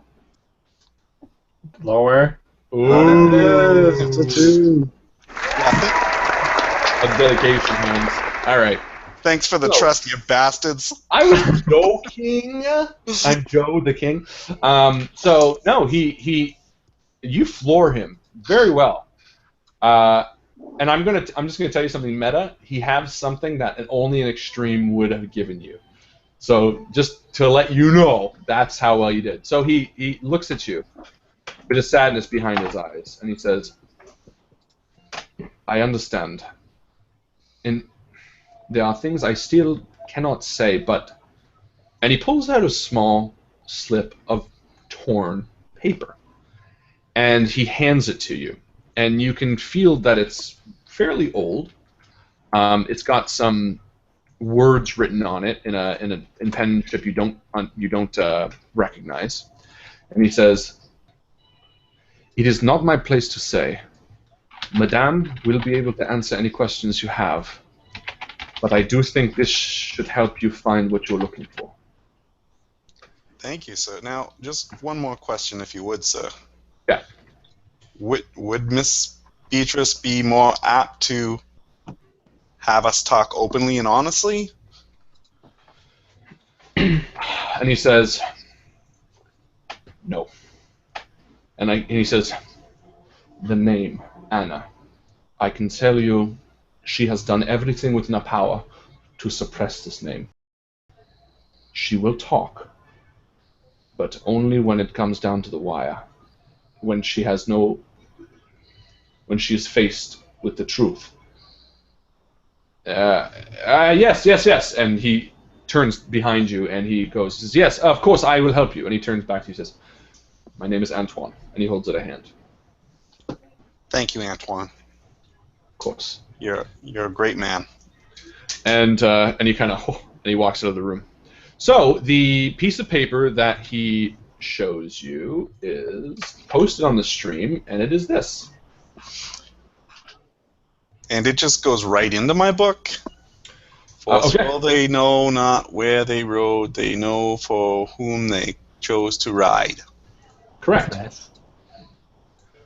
So that goes straight into your book. And Frank, you're standing by the bathroom door at the bottom of the stairs, as I know Henry's dying to get back to his table. And you're watching the group of people surround Beatrice. And shortly, after a few moments, she goes, oh, but I'm starving! And she walks to the other room as the crowd follows her. And the black gentleman with the scar on his face walks to the bottom of the stairs, folds his hands over his stomach, and stands there guarding them. And I wait for someone to go into the washroom. Okay. So we will defer. Henry! Are you excited? There's some people. I'm very excited, actually. And there's some people who wanted to know if they could help me with some luck rolls. Would that give me 2 chances on the No, it's not going to do anything. We're going full. All right, let's do this. Random luck. Lucky. 8's going to hit. 8's going to hit. So here we go. We got bet 500. Let's find out what happens. Yeah. Oh, sorry. Oh, that's so cruel. I was just kidding. You did win. No way. With What? 9 red. You won $800. 8-1. That's pretty good. Up $300. It's not bad. Where do you want to go now?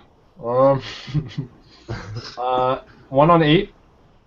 1 on 8. 1 on 0. 0. 1 on 6. 6. 27. 27. And the rest on black. All on black?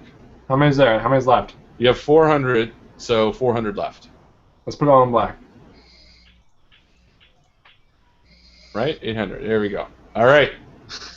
No more bets. This is so fun. Just do this for the rest of the. I knew you'd love this. I knew you'd love this.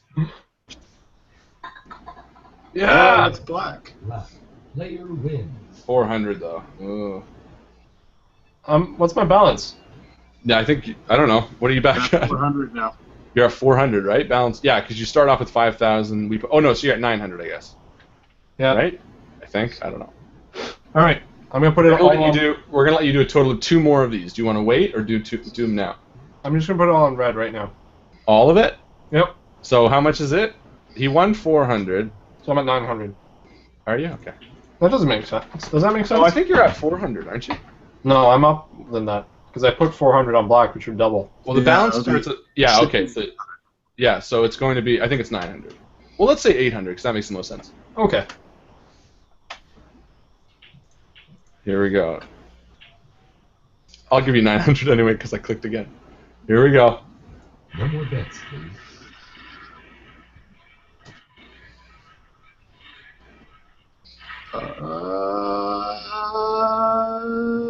Can't tell. Oh, Nice. red. Red. Player wins. Lucky number 7. Okay, so you're standing here, and Jarrett walks in from the next room, and sees you at the table.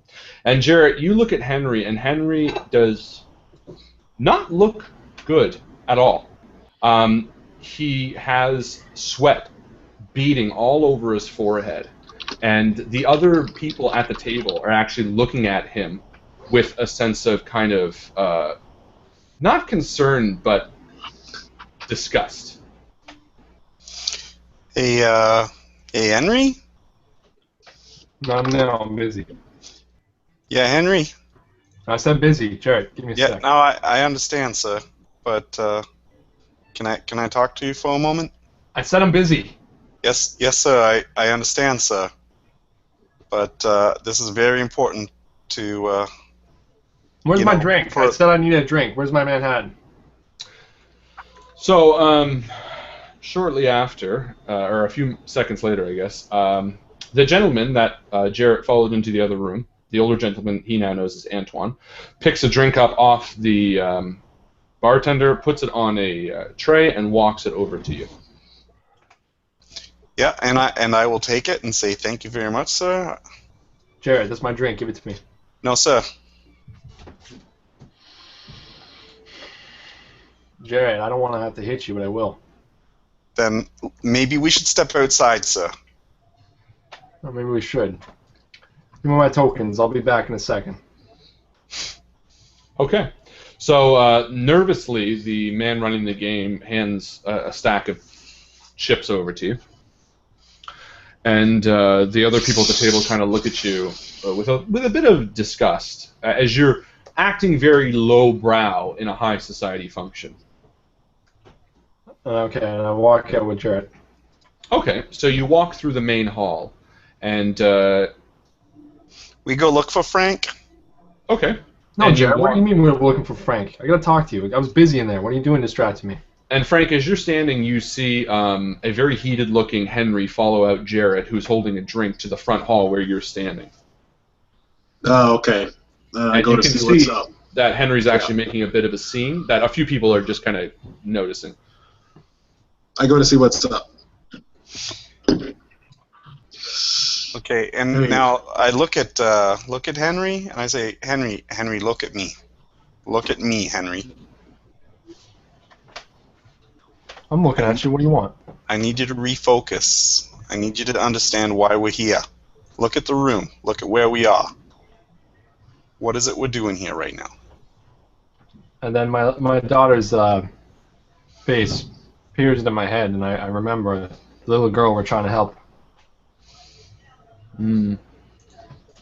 You did really well there, Henry. And I hand him his drink. And I say, I got some important stuff we all need to hear. And I just go quiet, and I take the drink, and I take a sip. Okay. What do So you got, actually, Jared? sorry, before you take a sip, you lift the drink, and you smell the sweet and strong scent of alcohol. And just before you drink, a hand reaches in and snatches it from you. And a man with bushy eyebrows looks at you suspiciously, and he sips the drink himself.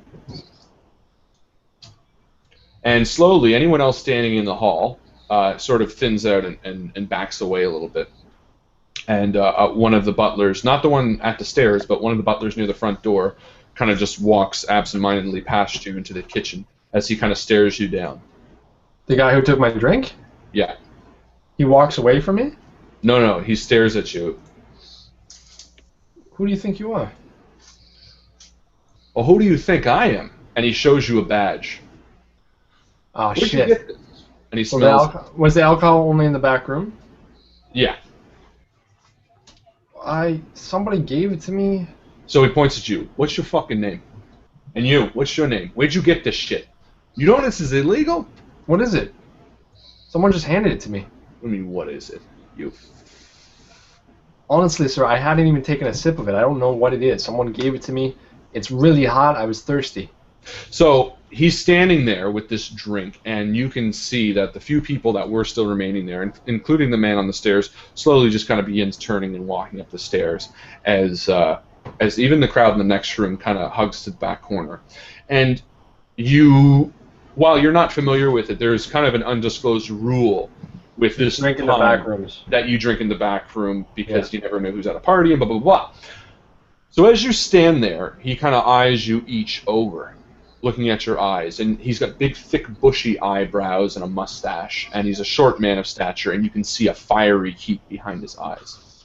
And he opens his mouth as he points at Frank, but before he speaks, you see the older gentleman, Antoine, in white linen gloves, walk out from the kitchen. And he walks up and says, "Oh! My apologies, sir. I must have poured from the wrong bottle." And he goes to take the drink from the detective's hand.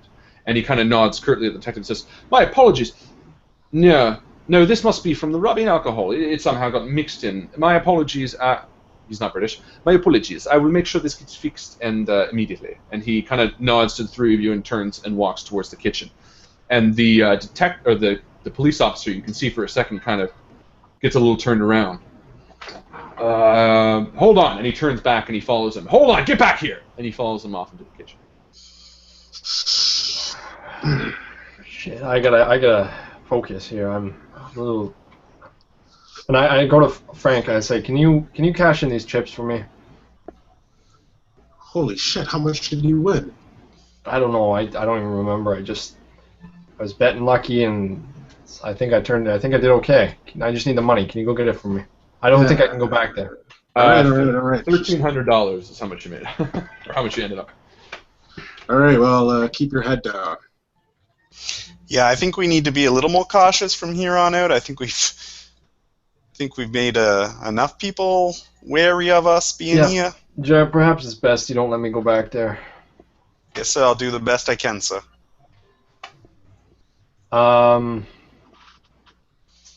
Again, I noticed this coin that I realized I had it. Jared, maybe you should take a sketch of this coin. This is from Edward. I didn't realize to look at it, and he's gone. He just walks away. Well, what we'll say is myself. Jared fills you in what he spoke to the butler in the back room, Antoine, and he also shows you the torn piece of paper, old piece of paper that Antoine the butler handed to him. And you look at it, and it does seem to be a part of something else, a larger piece that seems to be missing. Do I recognize it all? No, you don't recognize it per se. Here's a picture of it just again so you can see. Yeah. But the tops and the bottom are ripped. Tops and the bottom are ripped. Yes, the sides are intact, but... So there could be more than one piece added to this. Potentially. It could be from the middle of a page is what we're thinking. Exactly. Well, is this from that story that we read about the three soldiers? Because that was part of the page too, right? Yeah, is it the same paper material as we're in the pulp and paper industry? We might know this here. You're not really in the pulp and paper industry. Wait. You're pretending. This is the Matrix, man. This is crazy. We're playing a character. Pretending game? Yeah. We're playing in a So as you're standing there, you see the butler walk down the set of stairs again. And he stands again with his arms folded over his stomach at the bottom of the stairs. All right, and I take it Jared would have told us about Beatrice, not talking to her? Yes, he told you everything that Antoine told him, that it's best not to address her unless you have some sort of proof and things like that. All right, well, I take Henry, we go sit at 2 chairs out of the way, kind of away from the party. Okay, so there are 2 chairs in the front hall, right in front, right next to the coat room. Yeah, okay, so I take him there and I sit him down and I say, and Jared follows, I guess, because he's here now. And I say, all right, what are we doing? I kind of lost focus. I kind of got distracted. Let's refocus. So as you're sitting there, you're about to kind of talk over a plan. You see another man walk in the front door, and he's a large, lumbering type man with beads of sweat dripping down his forehead, and he's wearing a coat. And he says, "Jesus Christ!" And he takes off his coat and he says, "For the love of... For all the time in the... You know, every summer I come back in Arkham near the end and it's getting damn chilly, and this is the one goddamn time I come to Beatrice's party and it's boiling as fucking..." And he throws his coat at you, says, "Can you hang that up?" And he walks right past and heads to the grand room. What do you think that was? And I hold up his coat and look at it. Check the pockets. Maybe he's got Yeah. some idea. Okay, so give me I'm not going to do it. I say Okay. I'm not good at that sort of thing. All right, I'll do a sleight of hand, see if I can do it. So let me hang it up for you. And I go and grab it from Frank and try to do a sleight of hand and see if I can. Well, look he's fine. actually gone, but the sleight of hand is for the man standing at the stairs. Right. Yeah, the person I'm handing the coat to. Yeah, well, he's actually not moving. What do you mean?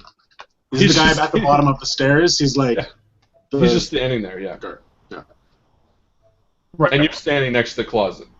Oh, okay. So I go to the closet and I go to hang up the coat and check the pockets while I do it. Okay, so you open the closet, and the closet is large, very spacious for a group of people, and it looks almost...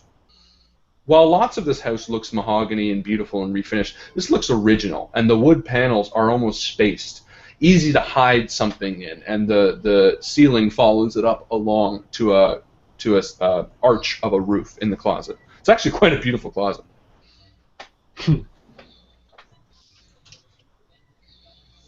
All right. So is there anything in the pockets? So no, you don't. And now that you're in the closet, you don't have to I'll never come out. do a spot hidden. Once I'm in here, I'm never coming out. No, but you don't have to do the spot hidden because he can't see you. So sleight of hand, so you can't. But there's nothing in the pockets, anyways. No, there's nothing in the pockets.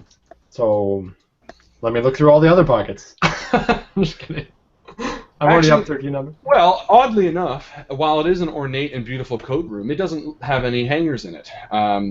So you kind of just slump it over one of the shelves, and but it's big enough for a child to hide in. Well, I'll look for a child. Is there a child in here? Yeah, so there she is, rolling the dot, mission. Down there. No, but give me a spot hidden because the size of the walls seems oddly disproportionate to you, as if it's been warped over time. Success. Okay, so you go to hang up the man's coat, and you look at the ornate walls and the way that they're built, and it almost seems religious in the way it was built. And you slowly run your fingers along the large cracks, and suddenly they stop. And from behind or from between two pieces of wood, you peel a torn strip of paper. And you read it, and it is in the exact same font as the piece that you currently have. How bizarre. All right, what does it say? I will share it with you. Chat. Yes. 9 lives can bear a heavy load to hold the tongue of what's inside. Again, torn on the top and the bottom. Well, we know that the road would go with load as a rhyming scheme, so I imagine that's the order. You guys agree? I don't know. We're not in the closet, are we? No. you're not. But Henry does show you the Hypothetically, I think we'd agree. All right. Well, I come out and I show them what I found. I said, look at this interesting thing. I found not on the coat, but inside the closet. I feel like this house has been renovated, and it used to be something, perhaps a monastery or a church at one time. Maybe if we look for that type of architecture within the house, we can find more of these clues. Yeah, maybe. What about a fireplace? Yeah, something, the stonework and things like that. That's a good idea. And I suggest the rhyming scheme, that the road and the load go together. Perfect. Okay, so you head back into the grand room as people are, again, now starting to disperse from Aunt Beatrice. And you walk over to the large stone fireplace, and someone give me a spot hidden. I do a listen roll to hear if that Seymour's back. No. Seymour is not listen. It's a luck. Roll luck. No. I meant the detective. No, isn't it a dodge roll? Yeah. And Henry's my go-to guy for all these things. Okay. I got to nod to him or Jared, but I'm not. What am I rolling for? No, he's just gonna do a listen. I'm listening Yeah, but for I the did a detective. successful spot hidden as well. Okay, perfect. Did you succeed for spot hidden? Okay. And Justin, you succeeded for listen? Yes.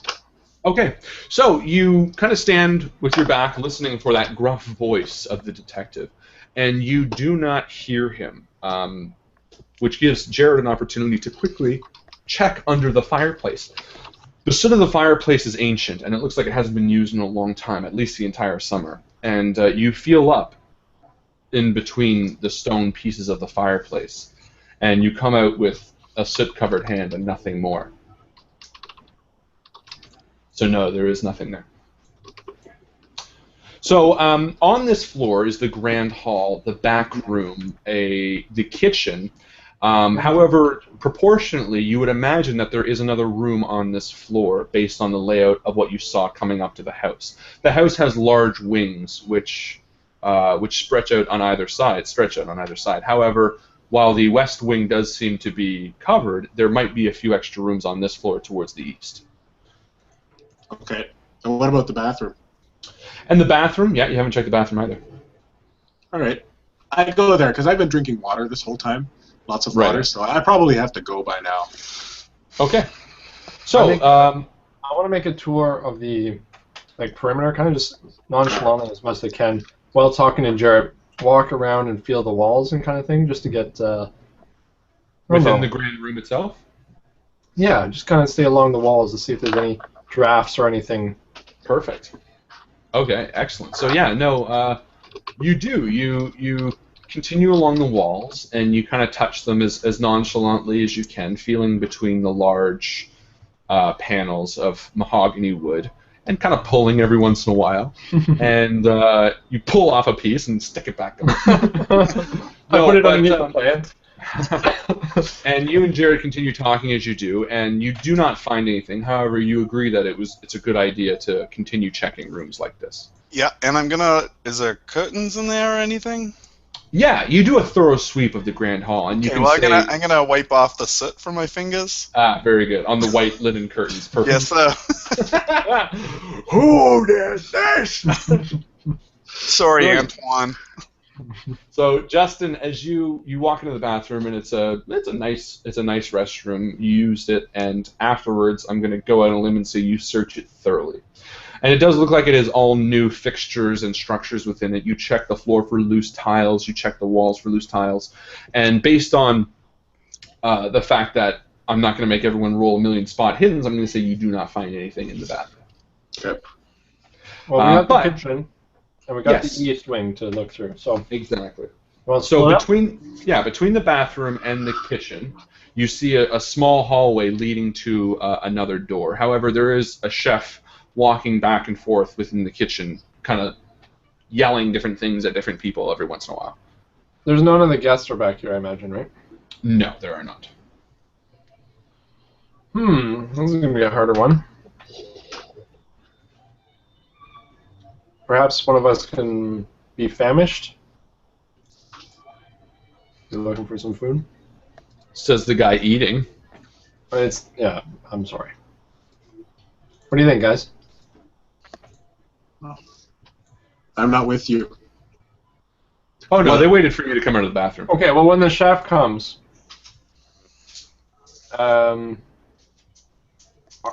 kind of walk up to him and I go, "Are you the head chef?" He says, "Yes, of course. What, do you have a problem with the food?" Magnifique, monsieur, c'est très bien. Ah, yes. Well, Madame Beatrice says she wants the best, so I give her the best. Is there any chance? I'm a culinary amateur. I do it for the love of it.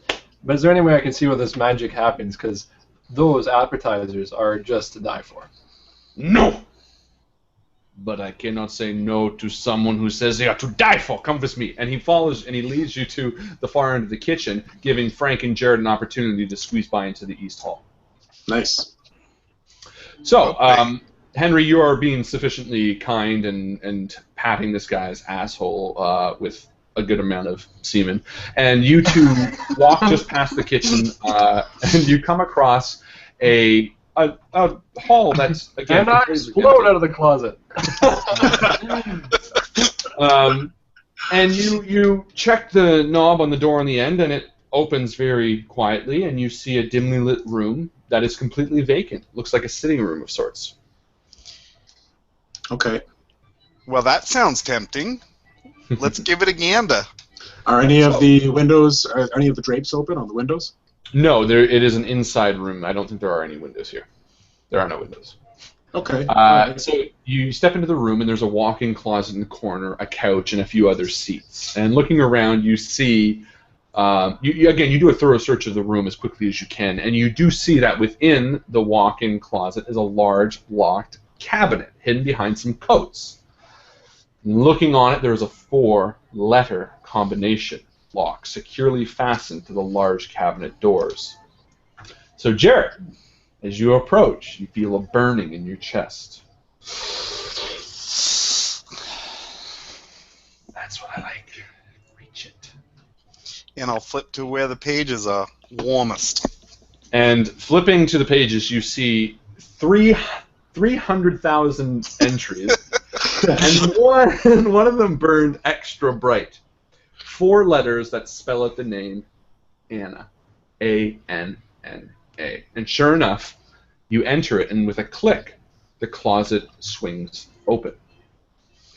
Inside the closet, there are an assortment of papers and old robes and things like that, old furs. They haven't been touched in years. But one sheet of paper sticks out to you more than the others, and you pull down what looks to be a note of written in a hand that you do not recognize. And I've posted it right now, and I will show you, gentlemen. Oops, hold on. There we go. Shared. Someone read it out loud if you can. My dearest Anna, I don't know if I'll ever find the courage to send this letter, but I must write it all the same. I cannot forgive myself for what I've done to you. I fear that I will never be together again. We will never be together again, and what is worse, I feel relieved at that fact. I do not have the nerve to contact your mother or father to tell them. I am a coward, and like all secrets, I will bury this somewhere to hide my shame. I'm sorry. I hope one day you will forgive me. I hope one day I will forgive myself. B. Now, am I there for that? Oh yeah, it's the two of you. Okay. Well, I tell Frank, because we haven't really had the conversation yet, that this is exactly the sort of leverage that we're going to need with B, because I talked to Antoine, and he opened right up, and he suggested we don't play it straight. Ah.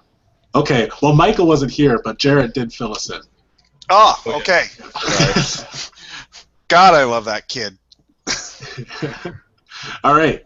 So, I say we get out of here.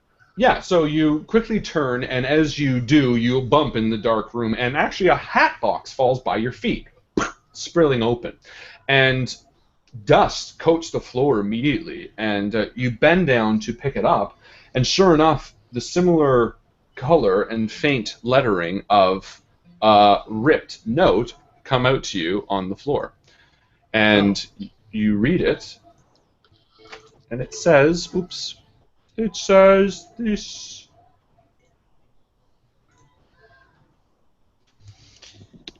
Three soldiers walked a winding path through wetted plains they never stood. And while this is torn along the bottom, it is not torn along the top. So this is the top line. So based on the pictures or the pieces that we have, will we deduce that there is still one piece missing based on a regular piece of paper? You can deduce that there is at least one yes. At least one. Yep. All right. Okay, so you, again, feel confident that you've checked the room, and you step out back into the hall. Yeah. And you can see just at that moment, Henry is growing tired of this man who is now kissing him cheek to cheek. Mwah, mwah! As I'm reaching for my knife. And Henry, as you turn away, he pats you on the bum and continues cooking. All right. He likes you, bro. Oh, nice. I said that was a dead end. I mean, I have some leads, but not really for this. So you guys turn back towards the front door hall, and as you do, you see the detective step out to the hall and point at the man on the stairs, and he goes like this and waves him back in the grand hall. And as you're walking down towards the front door, you see that the stairs leading upstairs are now unguarded. Yeah, but where's B? Do we see her at all? I assume she's still in the grand hall being congratulated. All right. Well, guys, I say the two of you quickly go up and search the place. I'll stay down here and guard the stairs Not get in trouble. and not get in trouble. Maybe it's best if we stick together. How are we gonna? Oh yeah. Maybe Well, we what should are you gonna discuss do this here? on the way up the stairs. All right. Well, maybe. Yeah, you're right. It's, Here's my only worry. I mean, you staying down here and we need you. What good are you, right? Like, I mean, it's not like you're gonna have a chance to warn us, anyways. no, exactly. I wouldn't be able to shout whippoorwill or anything. Yeah. Whippoorwill! Look at her! Look at her! Okay, so quickly you run across the front hall. Whap! Whap! Whap! Whap! No, you slip upstairs. Get out of the way! Watching your back, and you feel confident that you made it up to the second floor without anybody noticing you. And the second floor, again, the music fades out, I should say, and the people downstairs become quieter. I don't know if you can hear it, but I can. It's loud. So the second floor of this main part of the mansion is beautiful but cold, as if someone only lives here in spirit rather than actuality. The long hall goes both left and right. Well, let's go right. Yes. Don't go that way. It leads to the castle. I kept going that way. Okay, so you turn right, aka the wrong way, and you walk down a beautiful hall lined with paintings, but it's so dim up here that you feel the need to pull out your flashlights. Unfortunately, you didn't bring your flashlights, but one person brought their pen light. Always. I know. So as the pen light dances the works of art along the wall, you come across a beautiful door with a gold knob. Do we still have that key? What key? Like episode 1? Yeah, you have a key from episode 1 that... No, you don't. Yeah, I'm sure it wouldn't work here. Alright, is it locked? Check. It's open. Alright, well, I use it open. Okay. So you slowly open the hard oak door and step into a lavish study. And the smell of Aunt Bernice's signature tobacco pierces your nostrils, and you notice an ornate ashtray sitting next to a large armchair. On a small table sits a wooden box. A carving on top. It looks almost oriental, and it looks to be some sort of button mechanism. You walk over and 12 symbols line the circumference of the carving, and you intuitively sense that it's meant to be pressed. Jarrett, suddenly you feel a burning in your chest, Yes, sir. and you pull out... Yeah. And in it you find the answer to the ornate Chinese box, which I forget at this point. What was it, Justin? It's the rooster. The picture of the rooster. That's right. So you press the picture of the rooster, and with a click, the box opens. And it kind of opens almost like a music box or a flower. It spreads, and inside, you see nothing. But then you look closer and you see something, and it's a single, it's a single silver key, and you pick it up and it looks almost rusted and covered in dust, as if it hasn't been used in a long time. You think this leads to the West Wing? Don't go into the West Wing. Okay, honestly, who wasn't going to say that? I know, I was so tempted. I did it first. I win. It's forbidden. Is there... Is there what? So you said that was the only box in this room, right? Is that what you said? Yes. Okay. You can do a spot hidden. See if there's I anything will do a else. spot hidden just to make sure there's nothing else in here. Check the chair and Do a everything. spot hidden. I did. Yeah, you did. Success. Success. Nice. Okay. So,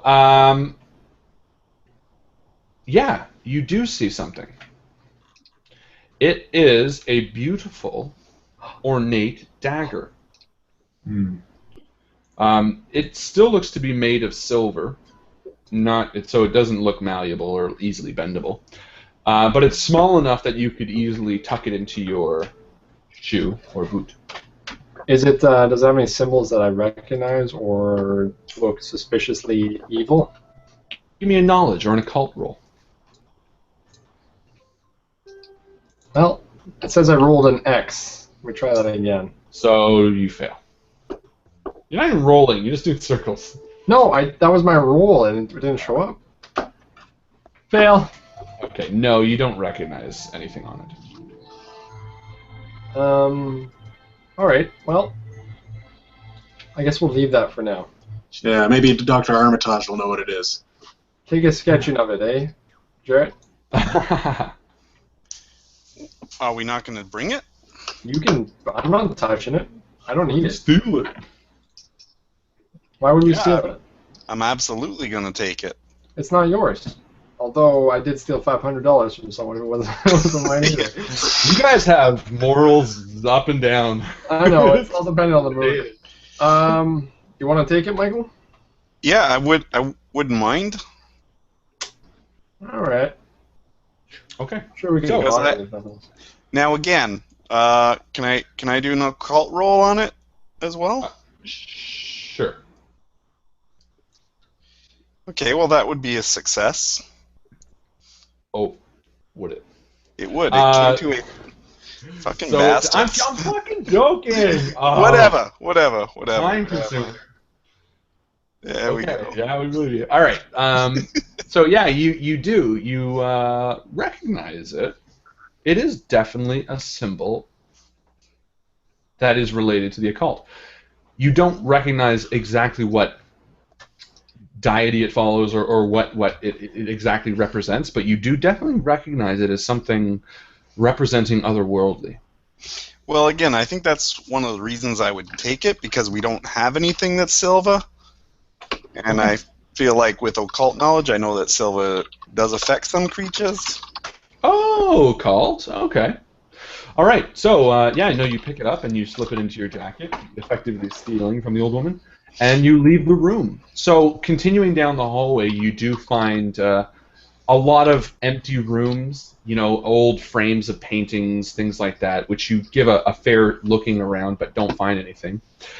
And then you come across a large double door, which also is open, and you see Aunt Bernice's bedroom, which you would assume is her bedroom.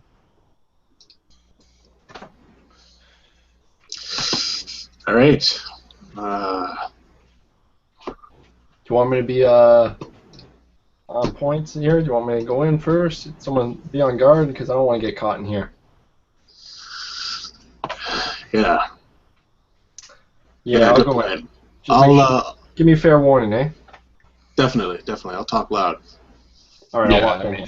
Fuck. All right, so you step in Aunt Beatrice's bedroom, and you get the sense that a lot of her time is spent here in bed.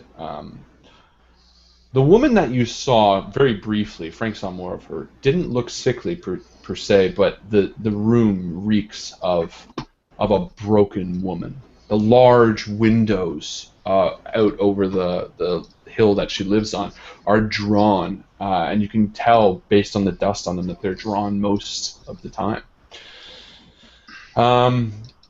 Other than that, give me a spot hidden, I guess.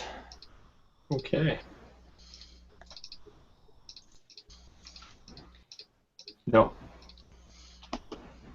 Nothing. I'll push it. All right. Get this up because I'm not that insane yet. You're not. Oops. Success. Nice. Really? I don't believe me. Show me. Show me the picture. Show me it. I'm joking. Okay. What is that? Oh, right. I guess I can see what the answer. I don't even know. There you go.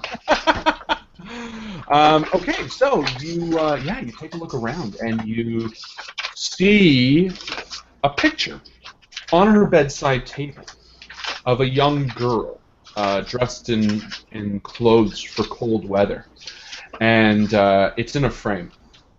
And slowly you remove it from its frame and turn it around, and written on the back in the same scroll as the note is the word Anna, age 7. Well, that seems like it'll be useful. But as you take it out of the frame, you notice something behind it. And pulling out, you see another long strip of torn piece of paper. Hmm.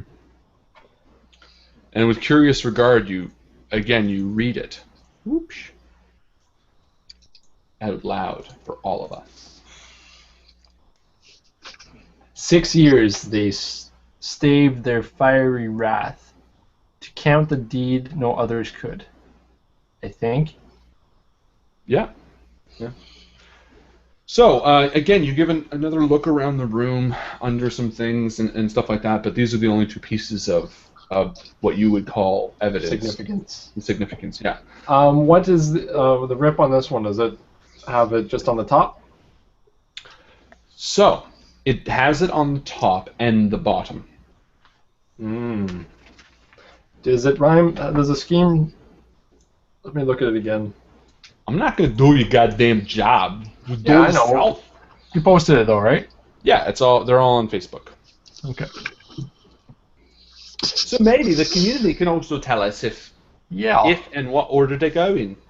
Could wrath. Well, that... Yeah, it goes next to 3 soldiers walked winding path. That's tricky. Well, it works with that poem. Maybe it's a different rhyming scheme. Road. Heavy load. No, that makes sense. So it's an A-B-A-B rhyming pattern. So do you leave the bedroom? Yeah. I'll come out with it. I'll show it to them. Okay. So you walk out, and you show them what you found, as well as the picture of the young girl, which I do not have on. Oh, it'll just be lower quality actually. Okay, so we've got 4 pieces of this, but no bottom piece yet. Well, we're still missing some more pieces for sure. There is definitely an order that we have here. I imagine if we find one more, though, we'll probably need to find at least 2 more. Okay. Because these 4 seem to go together. Any doors in there that key might be to? I didn't see anything. All right. There was nothing in there, no, that the key would fit. Well, if there's nothing else, I'll head back down before someone comes up. Well, to the wing that you went down. There is the other side too. The east wing, is that right? Yes, the east. All right, let's go check that area out if we can. Okay. Yeah. So you shut the doors behind you, and you continue down the hallway. And as you walk down the hallway, Jared's pen light just kind of dances off the walls. And for a second, you see something. A shadowy figure far past the stairs leading down, with outstretched fingers and large black horns. And it stares at you.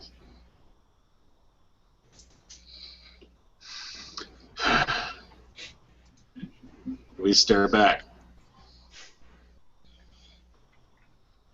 I move towards it. And as you move, it takes a step. Towards us? Towards you.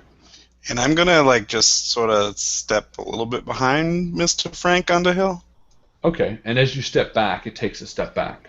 I think that's a mirror playing tricks with us. Yeah, turn your light off. So you turn your light off, and you are bathed in absolute darkness. And you can hear the party downstairs, the floor below you.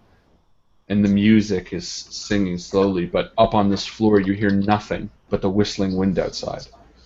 Okay, all right. Turn it back on. And as you flick the light back on, feet in front of you, the creature stands, and you see in full form its face, a black face with an elongated snout. And it makes a voiceless scream at you, just a and it disappears. Does that Nothing sound like turning off sanity lights worthy? and turning it back on. What's that? Does that sound sanity worthy? Yeah, everyone roll for sanity. Oh yeah, that's the best. When you turn off the lights, and you're like, oh, it's just the light playing trick on me. All right, I got under. Oh my yeah, I sanity. failed that sanity. Okay, anyone who succeeds, it's 0. Anyone who fails, it's going to be a 1d3. All right, I pull my knife out. Oh yeah. Oh yeah. Okay, you pull your knife out.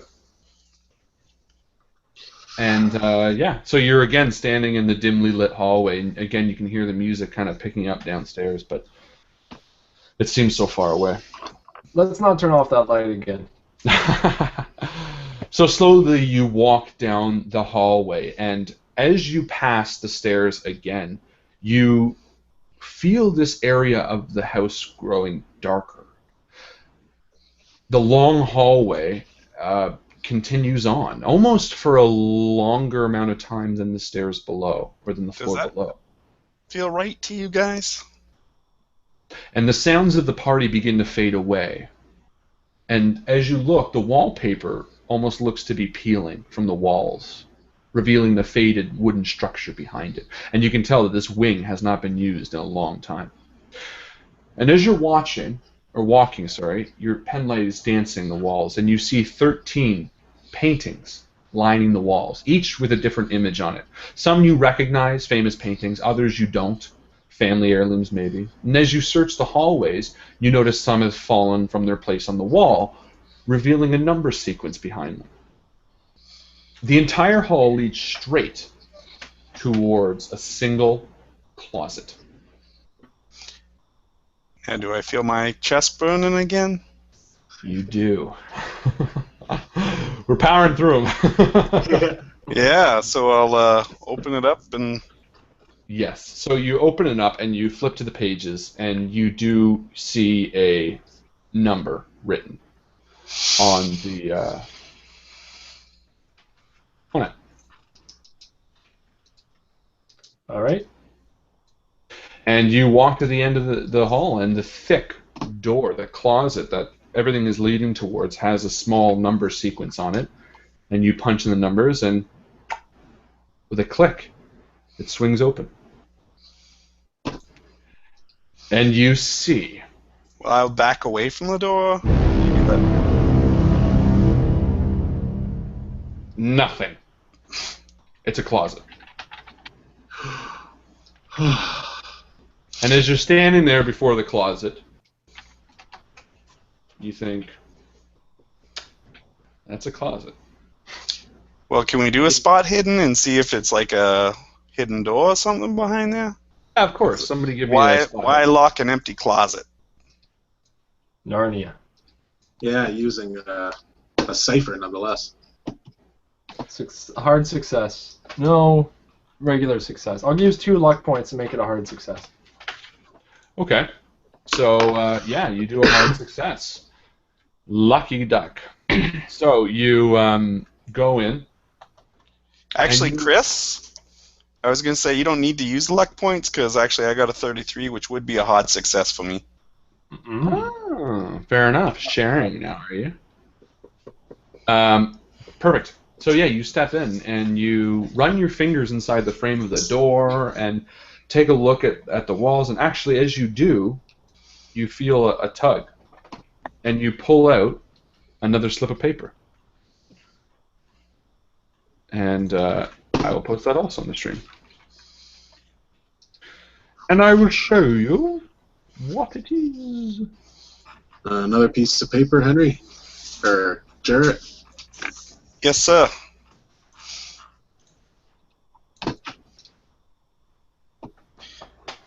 One man to stand against the grain, to show the darkness there is light.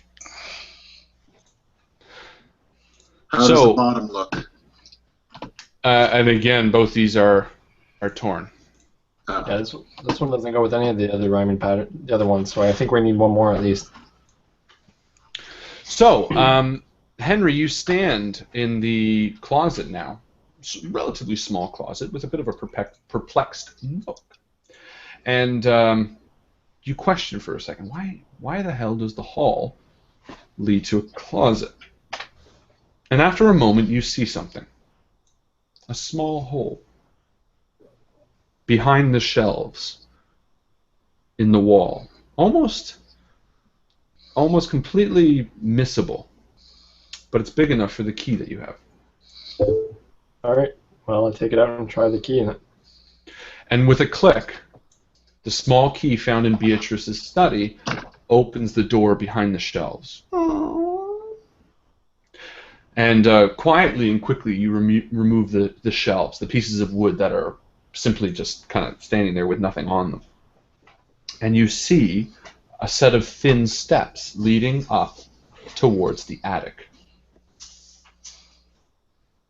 Well, let's go in. I'm going to take the shelves with us, so that way when the door is shut, people can't like put the shelves back on and we'll be stuck in there or anything like that. Perfect. Actually, that wouldn't work anyways, but yeah, we'll go in. No, you could. You could walk in, place the shelves, and then shut the door. Right. Okay.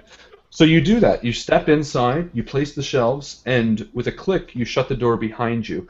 And as you do, your blood runs cold.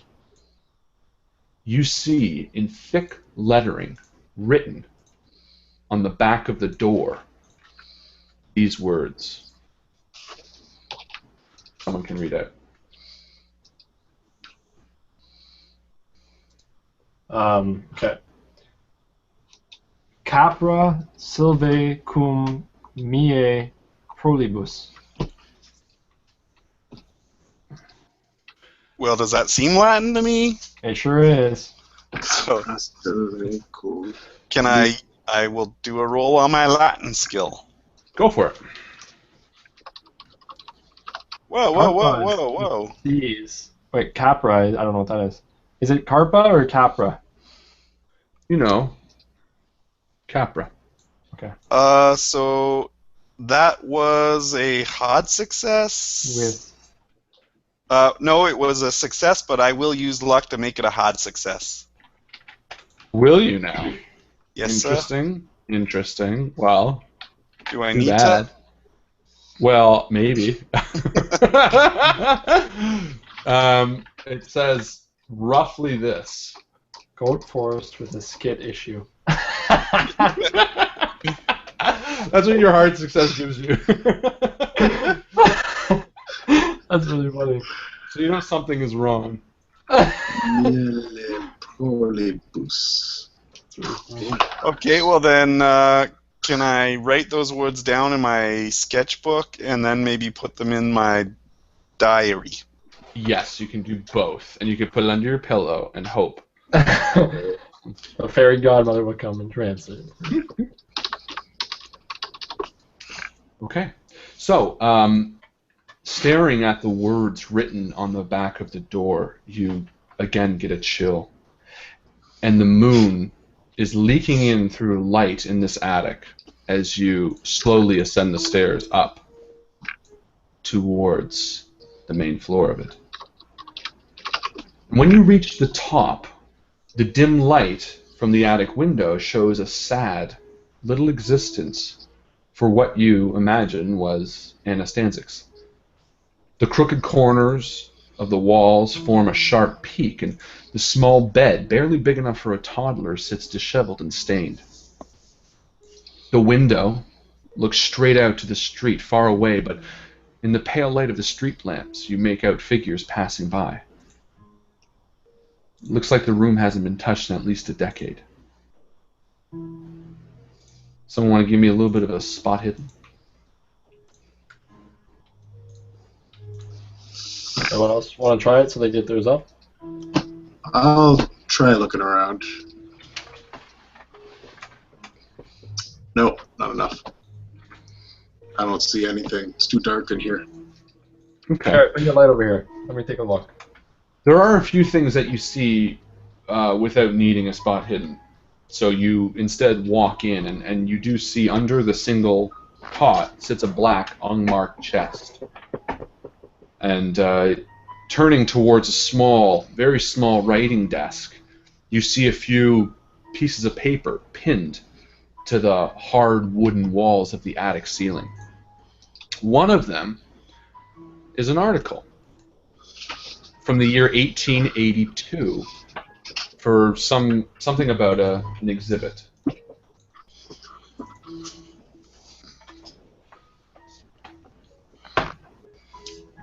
Is that too tough to read? Nope. Do you want me to read it out loud, or we're good? Yeah. In Washington, D.C., a bizarre case has local law enforcement stumped. It seems as though an unidentified person had intercepted the delivery of Smithsonian's newest exhibit, the remains of one N.T. Walder, and stolen them late Tuesday night. However, what his officers stumped is that early this morning, the remains were returned in what researchers claim to be perfect condition. Nothing is known about the mysterious man as of this morning. However, law enforcement suspect it may have simply been a case of criminals stealing an item they had no intention of keeping by mistake. So this sits on a wall, and next to it is a small slip of paper that you can see is from the same set that has been torn apart. And I will share the screen.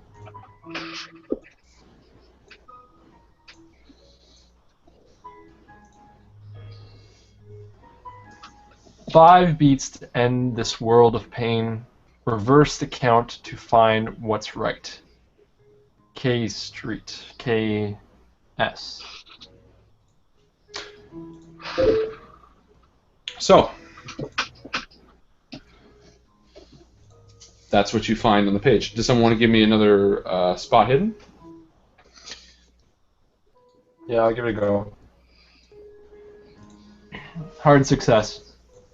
Okay, so you do see behind the black box, which you open and look through, is a bunch of just, it looks like shredded pieces of newspaper, and trying to read some of the words, it seems like it's nonsense. You do see back, pushed against the wall, in an alcove that's been cut out, you see a large metal case. And you look at it with a curious regard, and it looks old, older than, again, decades old. And a large, heavy padlock sits, locking it. You turn the padlock around, and scratched into the back are the initials KS. And the padlock requires 3 double digits. Okay. Now, what about that black chest you mentioned?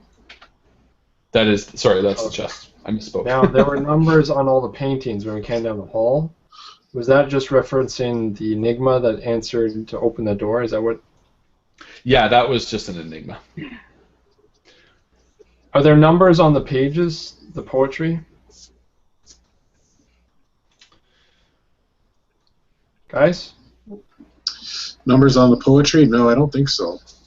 But Each one has numbers on it, though. 1, yeah, there's 3, 4. 4. So if we put it in order, the poem, and then we put the numbers backwards, what do we have? Has someone posted a full translation of the poem, or a full? Well, at the same time, Amalgamation? I will say that you can piece it together, and this is the full poem. Who wants to read it out loud? Justin, you go for it. All right. All right. 3 soldiers walked a winding path. Through wetted plains they never stood. 6 years they staved their fiery wrath. To count the deed no others could. For though they knew not where they rode, they knew for whom they chose to ride. 9 lives can bear a heavy load, to hold the tongue of what's inside. 1 man to stand against the grain, to show the darkness there is light. 5 beats to end this world of pain. Reverse the count to find what's right. Well, 364915. And the Yep, pad- so we got like 5194. So 516394. Yeah, What about 3? 9463. But the only issue is, as a padlock, are we reversing each individual number, or are we reversing the combination? But we'll try it both ways if that's okay, Harlan. Of course, it's a padlock. Doesn't have a gun attached to it. Or does it? 1920s padlocks. So what are you going to try first? First, we'll try 51. 519463. Yeah, so 51, 519. 94, 63. So 519463. So, Henry, in the darkness you bend down, twisting those numbers into the combination lock, and you feel a hearty click as you hit the last number, and the lock comes free. And you twist it and unlock the case.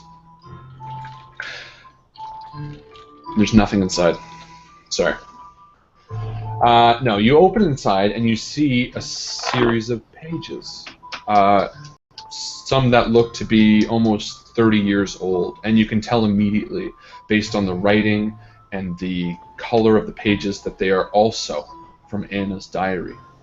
And sitting next to it, off to one side, you see the book that Dr. Henry Armitage said she had taken from the library all those years ago. And Anna's pages are as follows. We need someone with a great reading voice. I'll try. All right, here we go.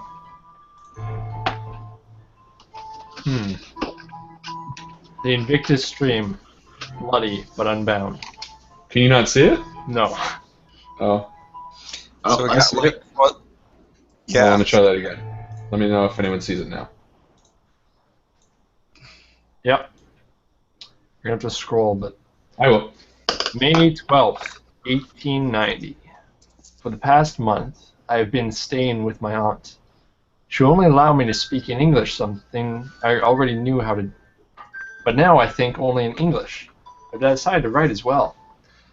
I try hard not to look back on the night I left the house and what I'd found. I wish not to write it. Nothing I can do is getting the image out of my brain. I remember passing my father in the hallway as he nailed thick wooden boards over my mother's room, sealing her inside. No. My aunt is unhelpful. She continually asks about my parents, and I've come around to simply pretending that we're talking through mail. She's none the wiser. I haven't slept much. I'm having vivid dreams of the night in the woods, what I found in that sub-basement, or what I didn't find.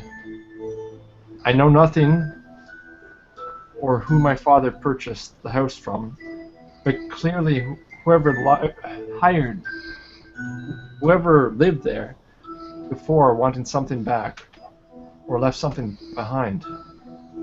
Most importantly, I've looked into what they whispered into my ear. 3 soldiers. And I think I found something. Whoa. September 18th, 1890. I spent the summer researching, and as my last entries detailed, I think I figured out what is behind this, and what's worse, I've begun to see him. Last night, before I went to bed, I looked out my window on the hazy street below, and swore I saw him, standing in the moonlight, his horns sharp and jagged, his eyes crimson smoke-like, I've seen in my dreams. However, when I blinked, it disappeared. That night, I had a dream that he was at the foot of my bed eating pieces of an infant. The image was so vivid that when I woke up, I sketched him.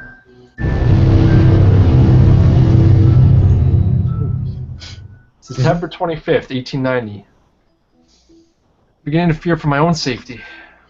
I woke up with scratches on my legs and hands.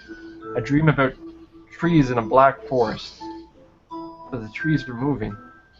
This morning I woke up and my nail on my right hand, middle finger, had been torn off. Last night I dreamt vividly of this symbol I've drawn on the next page. I think it's the answer to finding out what exactly this black goat means. My aunt is starting to get concerned. I can see it in her eyes. She's been asking to read some of the letters from my father. I have to complete my mission. I must find the... And that is all of the diary pages that you can see. Yeah, that symbol that she's talking about. It must be the pentagram we have. Yeah, that's what makes the most sense. So, the other thing you see is the book. The book that Dr. Henry Armitage So they whispered something in her ears. They whispered the three soldiers. That's the black goat that whispered that to her? Guys, any ideas? I'm just Everyone wondering is too awestruck as they why, read the pages. Why is she so interested in this book? And I pick it up and wipe the dust off of it. So, wiping the dust off the cover, you see it. What's up, Jared? Well, I was going to say, if you remember, Dr. Armitage was saying that the only reference to the three soldiers was in this book, where they talk about the three soldiers. So she heard the whisper, went to the library, looking to learn more about the three soldiers, got this book, brought it back here. Yes, sir.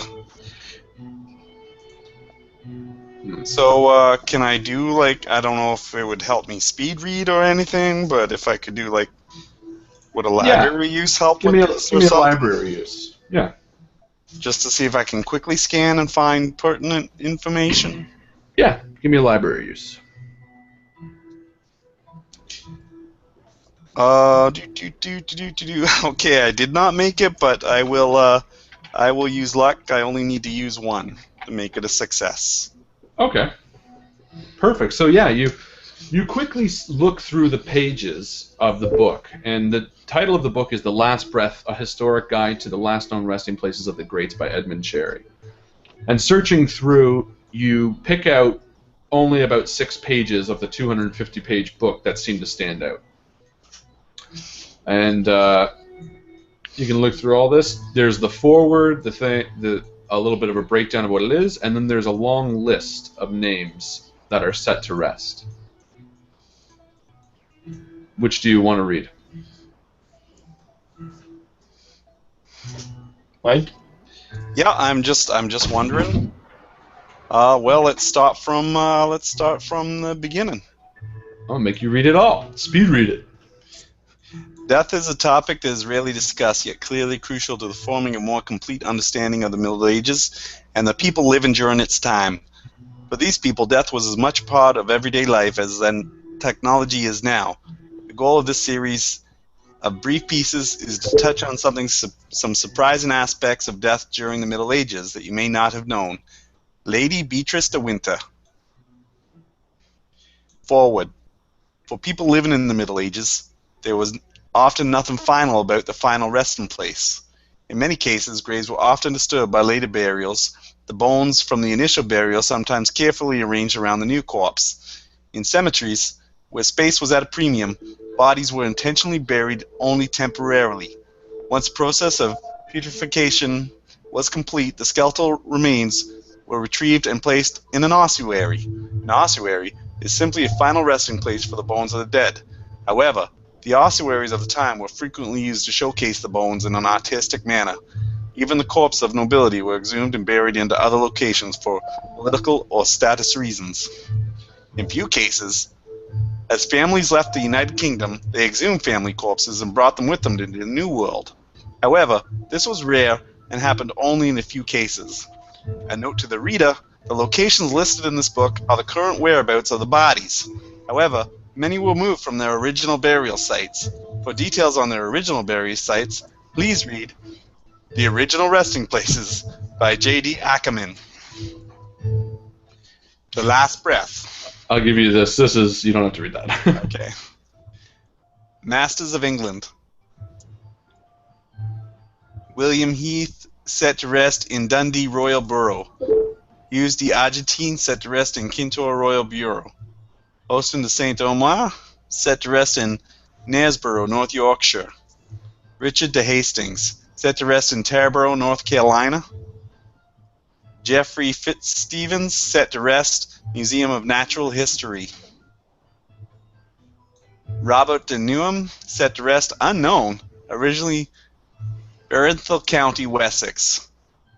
Nietzsche Walter, set to rest in Arkham, Massachusetts. Well, that sounds important. Thomas Beard, set to rest in Berkshire, Coldstream Borough. Irwin Kipling, set to rest in Dunbartonshire, Clydebank Borough.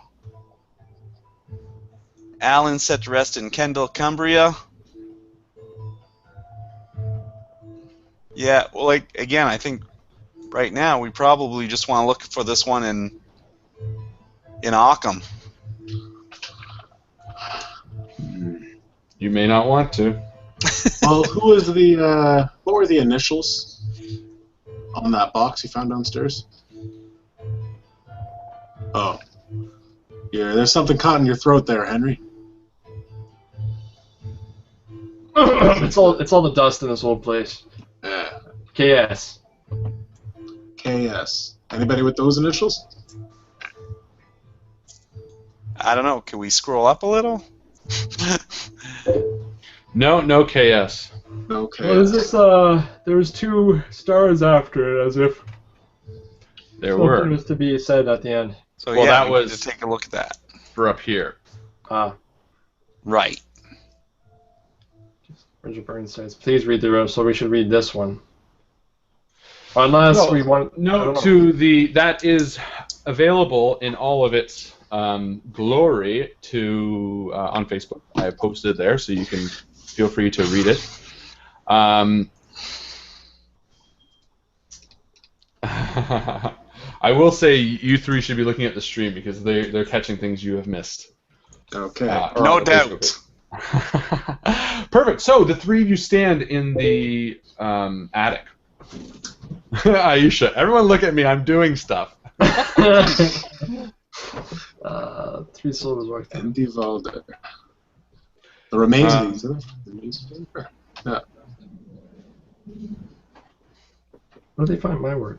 519. What did they found that we haven't found? Huh? Well, Andy Valder. That name sounds familiar from the newspaper clipping. Aisha say. All right. Yeah. I'll give you this much because I'm a gracious host.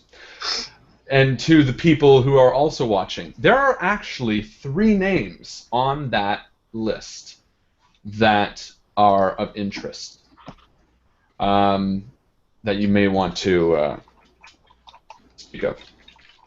But that's for a future time. So the 3 of you stand in the attic, and you take one last look at Anna's room, and you hear the music downstairs and realize, okay, we should get out of here.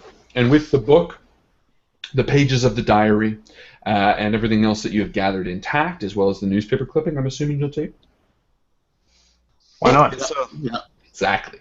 You leave the area, putting everything back the way it was. And you walk down the long, dark hallway on the floor above, and you each kind of think on what you've learned and where to head next. And as you walk down the stone steps to the main foyer, the music comes back into full fashion, and you hear the crowd pick up where it left off in its glory. All right. So I guess we gotta confront Beatrice. yeah, but I still think we gotta maybe find a gentle way to do it. I mean, looking at a bedroom, she's going through some stuff. I know. Please. But at the same time, The I music's getting very loud. But we Wait, need back to in be there there now. We're not too close to the band. Trying to So talk as you stand in the front hall, Aunt Beatrice waves off a few people, which are now down to the ones and twos as they continue and to mingle amongst themselves. And she walks out of the front hall towards you, and she passes right by you, heading towards the bathroom. Okay. So I step up to her, being sure that nobody else is looking. Okay. And you pretty much do. Yeah, no one else is really looking. And I say, Beatrice Caldwell, And she turns to you. "Mwah." we have something very important to discuss. Don't we all, dear? But I need to use the bathroom. Okay. Very well. Would I be able to request an audience once you're finished? Yes, very well, so long as you don't hover out here. And she Where steps. can I meet you? Okay. She steps in the bathroom very shortly, and Let's hover. after a few You can minutes, hear you jingle. she pops out and she says, "Yes, how can I help you?" It might be best if we speak in private, miss. I'm sorry, who are you? We have information regarding your niece. I don't know who you're talking about. I'm not sure what you're talking about. Excuse me. I take the picture that we have of her and I say, I get close to her and I say, you remember Anna, don't you? And she goes red. She goes, "Where did you get that?" What? And then she immediately stops herself, realizing that she might be causing a scene. Perhaps we should talk in private. And she spins around the corner towards the east wing, towards the sitting room, As if we were to follow or to get away from us? as if to follow. Okay. Oh, but now she's going to be all uncomfortable because she didn't get to relieve herself. She Oh, did. she already went. Oh, okay. she- Oh, we she's were quick hovering. here. So, she walks in the sitting room and stands in the center of the room. And as you enter the door, Antoine walks up behind you and says, Is everything fine, madame?" And she turns to him and says, "Yes, Antoine, everything is fine." And he kind of nods knowingly at you three with a kind of a good luck, and leaves, shutting the door behind him. And she turns to you. "What do you have to say? Where did you find that?" Well, let's say we've been investigating the disappearance of your niece. Disappeared. We'd like to know where she got off to. When was So the last time you saw her? Let's use a persuade, whatever you guys want. Ma'am, Evident. we're Now, truly again- doing this in your best interests. Now, again, I'll show her that letter Okay. that she had written to Anna and say, there's no playing games, Miss Beatrice. We need to Okay, get so to the point. you hit her with the letter. Maybe we should And- show her the other diary entries we found by the old house. Yep, yeah. We Something that she hasn't seen before that might enlighten her or something. Show her that we have been investigating and we do have other pieces of the puzzle. Yeah. Okay. So you're going to show a few pieces, and you're going to try, what, a persuade, or... I'm going to do credit rating. I'm going to say we are in your best interests, ma'am. We do not mean to cause you any distress or harm, but we are hoping that we may put this case to rest. Okay. I'm going to, if you think credit rating is the best way to go, we'll do that, and I'll give you a bonus die. You think we should bring up the other girl that's got missed in? Oh, I shouldn't say that. I guess I can't do that. Hold on a second. I leave it to Frank. I leave it to Frank, and I said, Frank, maybe we should just come clean about the fact that we're looking for someone else. Well, if it comes up. Frank's already rolled, so we got a 32. Or 30, sorry, 30. your lowest. Yeah, that's a success. It is a hard success. A hard success. Well, what I'm going to say is because you have confronted her with evidence as well, and you've done the research, it's very tough for her to deny anything.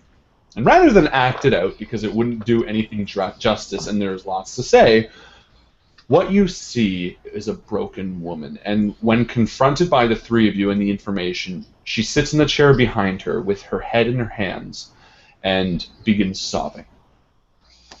And what she tells you is a disturbing story. Apparently, Anna came to her some 30-odd years ago, saying that she was in town visiting, that her parents had given her leave to spend the summer here. And over the summer, she requested to stay in the attic, out of the way, but slowly Aunt Beatrice saw her mental state deteriorate and became concerned for her well-being. And after discovering her diary and the ramblings that she said, she called Arkham Sanitarium to come pick her up. And that's where she's been to this day.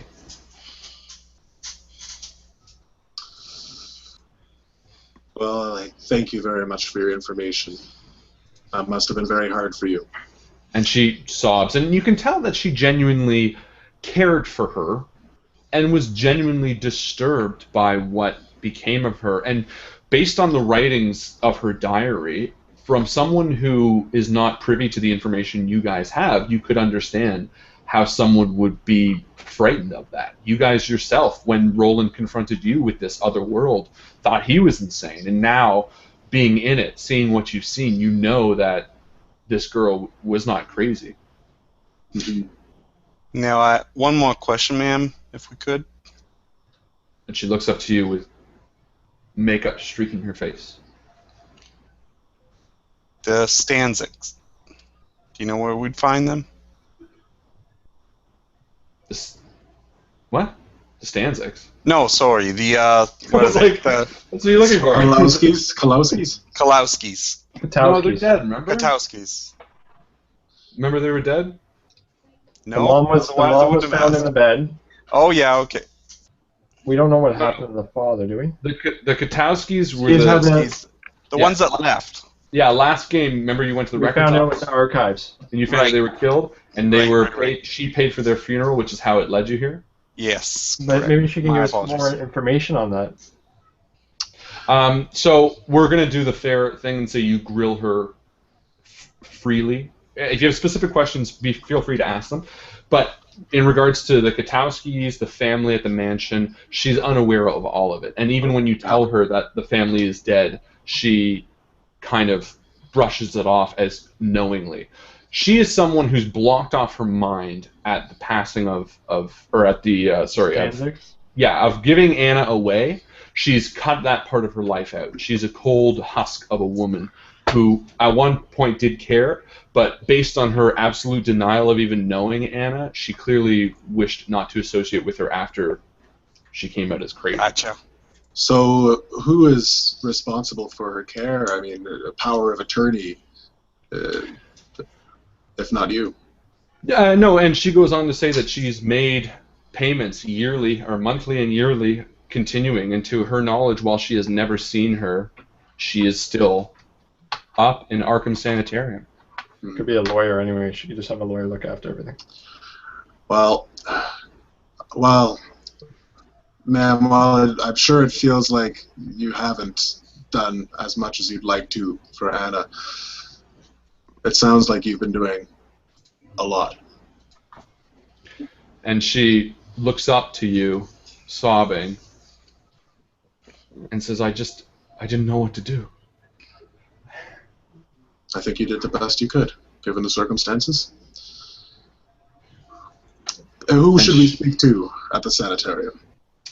And she knows no knowledge of this. Again, she purposely cut that part out of her life. And that's the best lead that you can get from her. We get the impression that this is all we're going to get out of her, right? Yes, very much so.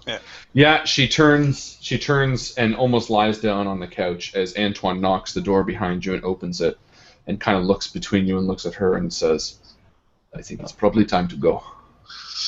And, yeah.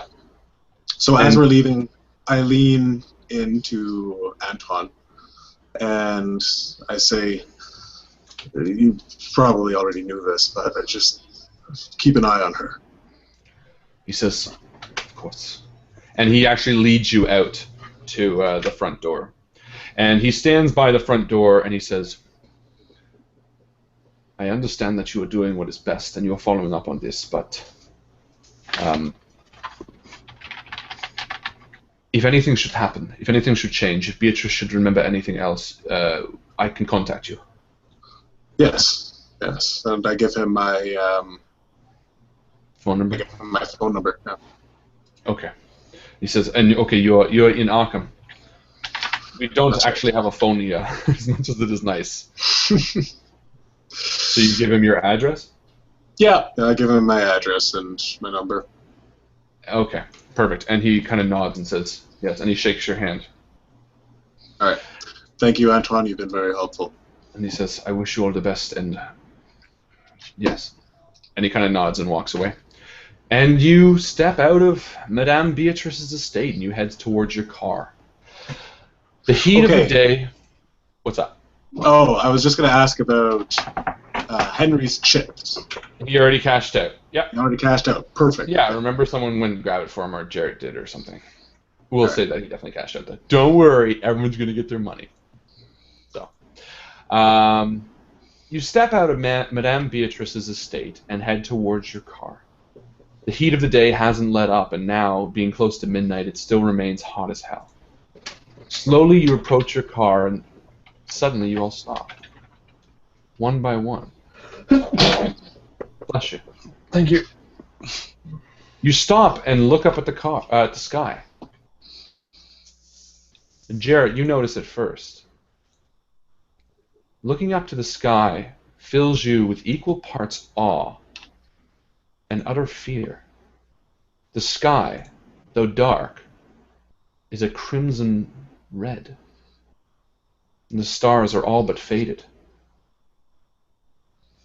And the moon, looks about 2 times larger than you'd seen it before. It almost feels otherworldly. A shiver shoots down your spine, and slowly you make your way to the car. Something is wrong in Arkham. And as you start your car, a shuddering thought courses through you. Soon, you will witness the once dormant world awake. Thank you so much for being with us here tonight. We had a fantastic time. Oh, yeah. Oh, yeah. Thanks, Harlan. Don't mention it. As always, we had a fantastic time playing, and again, great community, great feedback. I'm always excited to read the comments before bed and stuff like that. So please join us next week for episode 7 of our Call of Cthulhu game. That's crazy. It's just going so fast. It did go fast. It fell fast. Yeah, join us next week for that. Of course, we're going to be posting the Enigma tomorrow morning, so you can always give us your thoughts on that. We want to help the investigators forward. As well as next week, we're going to be announcing the next campaign we're going to be running. That's 10 series long, so make sure to get in your votes, because every right answer in the voting poll gets a XP if they're right. If you're wrong, you get nothing. In fact, you lose XP. No, I'm just kidding. And no giving it away if you think you know. So that's all for me. You guys have anything to add before we call it? I do, actually. Sure. One of the other things that we added, and there's not a lot yet because we just started, but we also have an Instagram. That's right. We have a very sexy Instagram that our very own Michael set up for us, and we're going to be posting lots of topless pictures on there. So make sure to follow us on Instagram and heart and do all. I'm not big on Instagram. I don't really know how it works, so I'm excited to find out. So I don't know if it's heart or like or comment or what, but do it and join us. You can always give us a hot on. Give us a hard on, yeah. And there's going to be a lot of stuff that we're going to be posting on our Instagram that we're not going to be posting on our Facebook, so it might also be a kind of cool thing to follow us there. Like the Tim Hortons feast that we had on Sunday was on Instagram. It was just a plethora, although I think I did link it at the end of the day. But please follow us. Like I said, like this video because we always appreciate it. And other than that, have yourself a fantastic night. And as Chris always likes to say, thank you, Harlan, and see you around the table. See you around the table, guys. Good night. Good night.